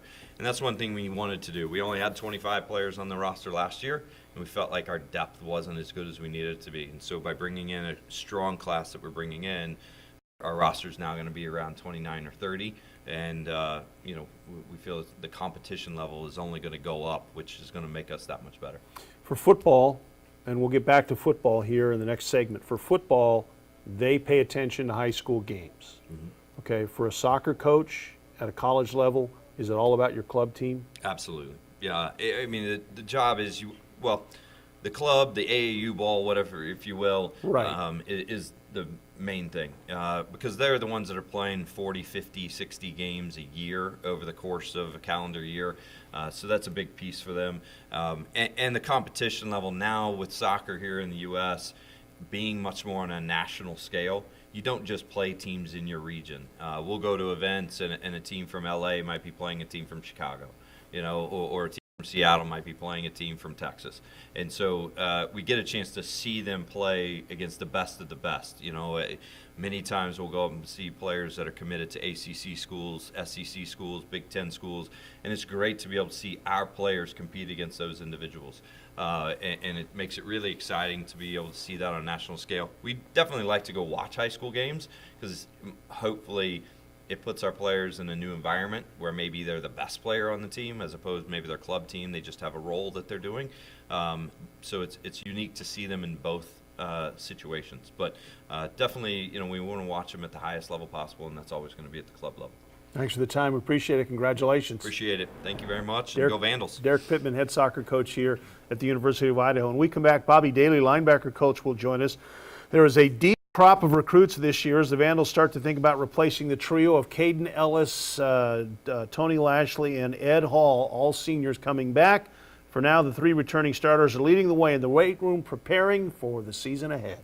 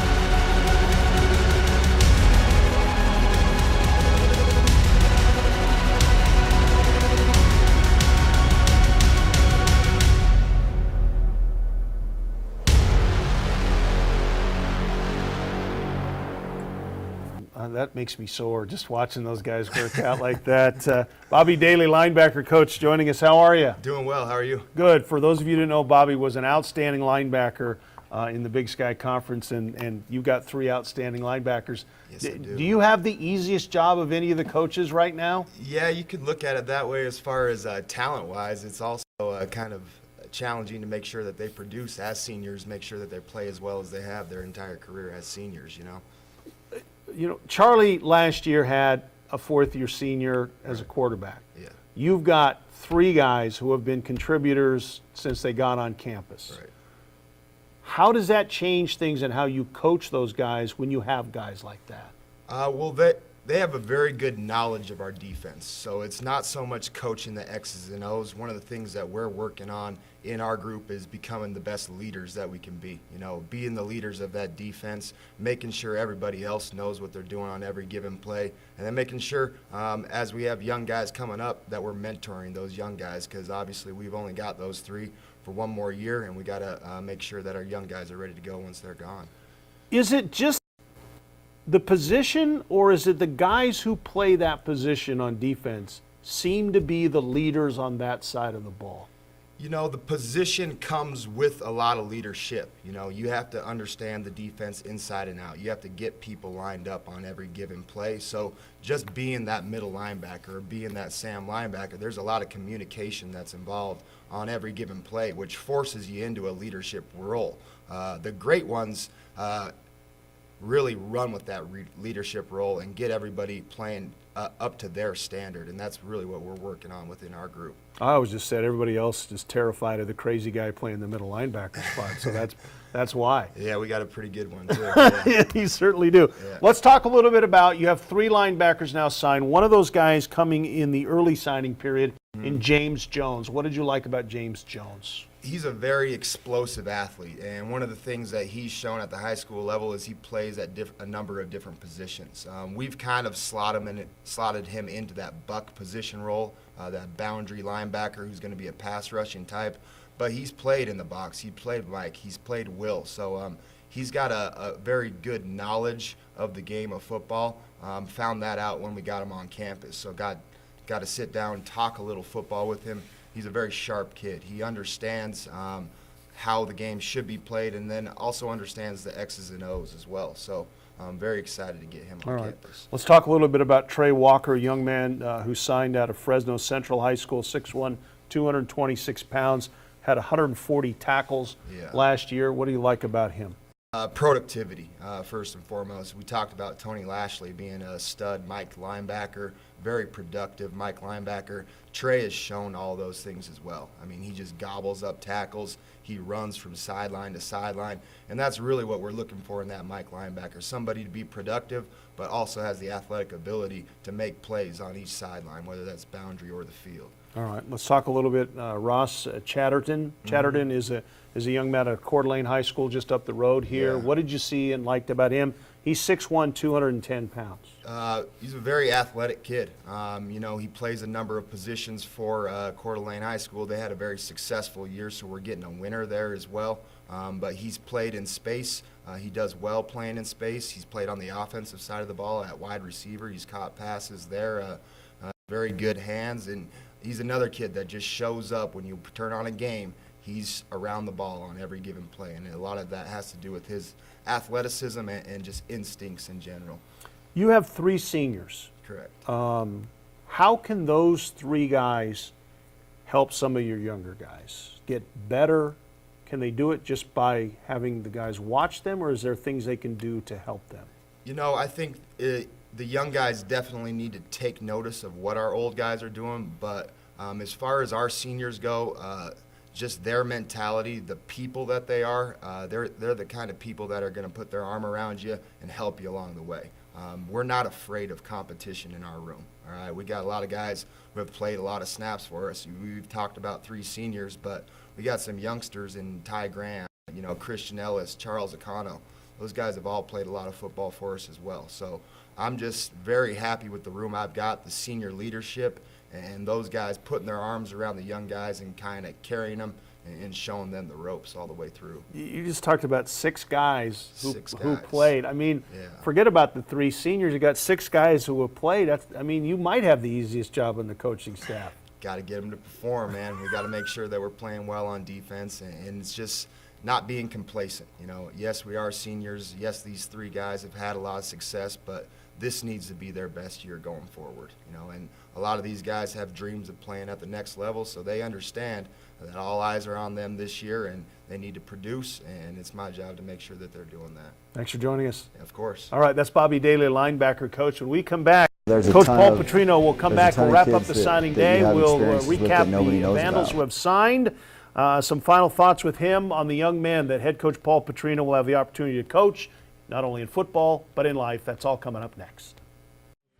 You know, there's a ton of kids that you have experiences with that nobody knows about. You know, there's kids that walk into my office and their girlfriend just dumped them, you know, and they're heartbroken and they don't know how to get over that. And that's, you know, and you talk to them and that's a terrible pain.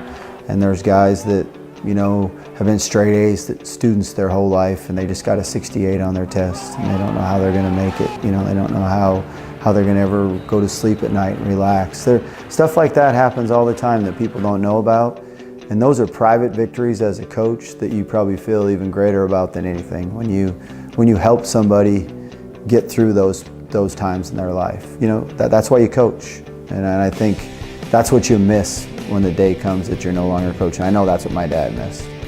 You miss the daily interaction with the players. You miss teaching them and coaching them and seeing them become better players, but also teaching them and coaching them become better men and people in life and seeing them succeed. Because you go in and recruit these kids, you know, and you go in and you see where they come from, some of them, and some of them are less fortunate than a lot of us. And to see them go on and be so successful, that's a great deal. Head coach Paul Petrino has joined us, but we have another national letter of intent that is in, and let's give you the latest of the Idaho Vandals signees today here on Idaho Vandals Signing Day Live. DeAndre Pittman, he's a 6'1", 185-pound linebacker from East St. John's High School in LaPlace, Louisiana. First team All-District 7 5A linebacker as a senior, honorable mention All-State. Second team All-District as a junior, recorded 12 sacks. Led East St. John's to playoffs each of the final 2 seasons. His father plays professionally in the National Arena League. 2 uncles have played at Florida and LSU. So some bloodlines there of football players with DeAndre Pittman. Paul, we'll get to you in a second. Let's recap the players who have signed. Linebacker Trey Walker, 6'1", 226 pounds, out of Fresno Central High School. Ross Chatterton, a 6'1", 210-pound linebacker out of Coeur d'Alene High School. Khalil Forehand, a 5'10", 174-pound running back out of Bishop Kelly High School. Andre Carter, a running back, 5'9", 238 pounds, out of Clay High School in Florida. Logan Kendall, a 6'4", 256-pound fullback out of Cheney High School in Cheney, Washington. A junior college transfer, Stevenson Fernand, 6'3", 190 pounds, out of ASA College out of Davie, Florida. Nikhil Nair, 6'5", 229, quarterback out of Mercer Island High School in Mercer Island, Washington. Jackson Woodward, an athlete, 6'1", 185 pounds, out of Seattle Prep High School. And the latest is, again, DeAndre Pittman out of East St. John's High School. All right, 2 hours. We had you on 2 hours ago. Your class. It's good class. You know, I think it's something that we definitely went out and, you know, with the mid-year guys, there were some needs that we needed to get in here and have them in school right now, really with the offense and defensive line. I think those were getting the 3 JC guys in here already on the offensive line and 2 on the defensive line. That was something we definitely had to get done. And then just the needs across the board. But I think our assistant coaches did a great job getting out on the road, working hard. I think one of the things we really always try to do is team recruit, and thought our guys did a good job of that. And I think it's a good class, and I really look forward to, you know, a lot of them are here already, get the rest of them here this summer, and just move forward and continue to get better. Well, and sometimes with the new 2 signing periods, one in December, one in January, you look at that and what did we read? 9 guys? And people say 9 guys, that's all. Well, you signed 12 early, that's 21. That's a normal recruiting class. Right. And we're still hoping to get another one should be in here pretty quick. Okay. Yeah. Was there a need this year? Offensive line. That was probably the biggest need. And we needed 2 D linemen that could come in right away and help. And then you saw we signed quite a few linebackers because of the we've got some older linebackers that'll be leaving, so we signed quite a few linebackers for the future. Got a couple of JC receivers. I think that's something that'll help us. Even though I like a lot of the receivers, we redshirted 3 receivers last year that I think definitely have a chance to be good players. And then there's just certain, you get one guy at each position kind of every year, and so overall as a whole group, I think it's a real good class, and I'm excited about it. Well, and I think that's an interesting thing is you're signing guys a year ahead of when you have to replace guys. So you have Right. those 3 seniors. You're not going to wait until they're gone to sign guys. You're bringing guys in so they can maybe learn, maybe get some reps, and then be able to step in and play. Yeah, because we have, Coach Daly was up here earlier, and you got Ty Graham and Christian Ellis and, Charles Aquino that are all going to be ready to step in, but we need guys to compete against them. So I think this year's linebacker class is an important class, and I think we did a really good job with it. And then just the key guys at the other positions that have a chance to come in and play. It looks like you have more guys coming into this year that are either going to be able to help or certainly provide competition in practice. Do you feel that way? Yeah, I think kind of you go into doing that really every year. It's always about going out, and what you try to do in recruiting is sign guys that are better than the guys you have. That's really what you try to do every year, and that's you're not trying to sign guys that are to be backups. You're always trying to sign guys that can come in and you feel like are better than what you have, and that's what you go out and try to do and recruit the very best you can get, and you evaluate them and do all your homework and work hard all year long on getting them, and then once you get them, then it's just time to bring them in and then develop them. So I think recruiting is a huge part of it, but once they get on campus, develop them into being better players is the other biggest part of it. The interesting thing with this class is, or this group coming into the 18 season, you lost a couple of defensive linemen who were good. You lost a couple of receivers who were good. You lost some offensive linemen. I mean, there are some areas, but you lost a four-year starter at quarterback. Yeah. How does that change things when you really have to find a new guy this year? That was something that we knew, kind of like the linebackers right now. Right. So we, signing 2 quarterbacks a year ago was probably more attacking that than this year. So that's kind of, I think that's where you got to try to stay a little bit ahead of the curve years in advance than right the year that they're done. How will that play out, the quarterback fight? I think the most important thing right now to me is we got to get all 3 of them to be the very best players they can be. We found out last year we ended up playing 3 guys, and if we would have had a game the next week, Dylan would have been playing because Colton would not have been able to play the next week. Right. So I think as important as anything is Mason, Colton, and Dylan. We got to get all 3 of them all this off season, all spring, all summer, and all fall camp. Like all 3 of them are going to have to play. We got to get them all to be the very best players they can be, and then have great competition and let it sort itself out. Well, we got to coach them all, like all 3 of them got to go win. Right. Well, and that that's going to make for great competition at that spot, and because if you don't have if you have a bad 2 or 3 days, you might not get to play. Yeah, for sure, and I think it'll stay that way throughout the year, and I think and that's what you need, to be honest with you. And we were a little spoiled, with one guy, but even when you had the one guy, you still had to be working the other guys. Right. But we probably all 3 of them will get way more reps, whereas when it was Matt, he probably got a little more reps than the other guys. But they'll all continue to get reps, and they all got to be ready to go win games for us next year. I'm excited for that. I'm excited to see what happens at that spot next year. Yeah, I think it'll be a that'll lot of fun. But I think as important as anything is all those old linemen we signed. That we need to play. Whoever that guy is there is going to play a lot better if we play better up front. That's true. That is absolutely true. All right, tell us where we are, where are we going, what happens, when does spring football start, all that kind of stuff. Right now we're just in our off-season conditioning program, so they're doing a good job in the weight room. We have our morning conditioning stuff we do in the morning. And that's at 5:30, right? Yeah, it's really at 6, but we start early all the time. Okay. So the players probably call it 5:30. It's really scheduled at 6. Okay. They all know to. They don't know they have to. Time, yeah. We start early on everything. Yes. So that's kind of where we're at right now, and then we'll get ready. After spring break, we'll have one more week of really just bringing them back and running them, getting them in great shape, and then the week after that we start spring ball. And then the spring game's on April 27th, I believe, that last Friday in April. And we'll just have a great spring, and it's really about just getting better right now as a whole group. I really like the vibe of the team right now. I think they're working very hard. I think we're going to have some good leadership and a lot of guys that they're just excited. They're excited to, this is the new, every year is a new team, and this is this year's team. And I just like the way our guys are leading, the way our guys are working, and just the vibe of the team around the building. I'm very excited about it. With National Letter of Intent Day done, signing is over. I mean, you may get a couple more. I mean, it may trickle in, but now that it's over, what is the coaching staff doing now between now and when spring football starts? We kind of break it down into half days. So these next couple of weeks, we'll game plan one of the teams we're playing next year for part of the day, and part of the day I make them do a lot of research tapes.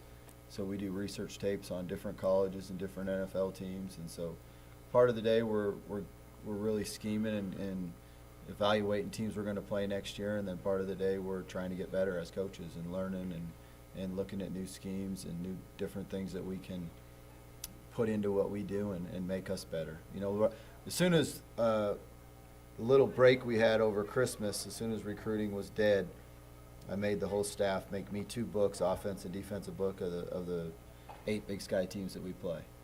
So, and then I had Tim put all the Big Sky games from all last year, those 8 teams, on my iPad, and really just worked on getting a great feel for the Big Sky and how we're going to have to go try to get after those people and get a good feel for what it takes to be successful on offense, defense, and special teams in the Big Sky. And that I mean, it's not talked about, but I mean, you went through this when in the Sun Belt and transitioning in. Right. You got new teams. You got. I mean, you played a couple of teams in the last couple of years in non-conference, but you really have to get ahead of the curve when you're playing all new teams in a new conference. Yeah. So we've been already working hard on that and already getting, and then we'll take 1 week each week of this off season and emphasize a team each week in the Big Sky that we're playing. We have one more signing for you before we get out of here today, and we'll go to the board, and there you see it, and it'll be the name that hopefully I can get close to pronouncing correctly. You can just call him Mike. Mike, okay. Yeah. Tomulate Maafu, good job. or Mike, as we're going to call him on the broadcast. He is a first-team All-Conference 6'2", 266-pound defensive lineman out of Saguaro High School in Phoenix. All first-team, all-conference, all-region defensive lineman as a senior. Honorable mention, USA Today, all-Arizona selection. Helped Saguaro to its 5th consecutive A1A 4A state title. Did not play football as a junior. He played rugby. He played at Arcadia High School as a sophomore. He is an elite rugby player. Representative native Tonga in the international rugby competition, has competed on the state, regional, and national level teams in the United States. What do you like about this guy? You like him because he's tough. And he's really quick. He's got great quickness. He's really explosive.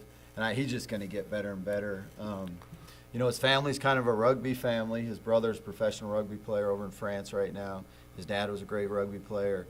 But he's going to just get better and better in football. And his quickness, his initial get off on the defensive line, and his strength of his hands, and just the way he moves. Mike's a great get. That was a really good job, Coach Purcell and Coach Ellis and Coach Bresky getting him, and that's a big-time recruit we got right there. That's a good way to cap the day, isn't it? That's a great way to finish it off. Hey, we want to thank all the coaches for being here. We also want to thank Tim and Mike, Mike Walsh, the sports information director, who put a lot of this together. Tim, our video guy here at the University of Idaho, for all their work, because without those two guys behind the scene, you would not have seen all of this stuff.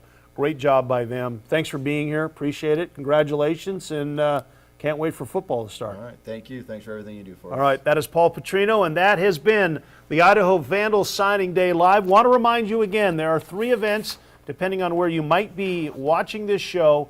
Today at noon at Louis and Meridian, the West Ada County Vandal Boosters will hold a special signing day edition. Head coach Paul Petrino will be on a video conference for there to discuss all these players. The cost is $15. Tonight in Lewiston at the Lindsay Creek Vineyards, head coach Paul Petrino, members of his staff. Soccer coach Derek Pittman, director of athletics Dr. Rob Spear at the Lindsay Creek Winery in the Lewiston Orchards. Cost is $10. And then tomorrow at the Coeur d'Alene Resort, again, Paul Petrino, his staff will be there. Doors will open at 6. The program starts at 6:30. Cost is $20. And again, if you missed any part of our show, or if you want to just go back and watch it again, you can certainly do that. You can go to govandals.com and we'll have all of that for you. Again, thank you for joining us. We appreciate this. Thanks again to everybody, the coaching staff, Brian Reeder, the director of football ops, and all the help, Mike Walsh from the sports information director here at the University of Idaho. Dennis Patchen saying so long, and it won't be long before we see you in September.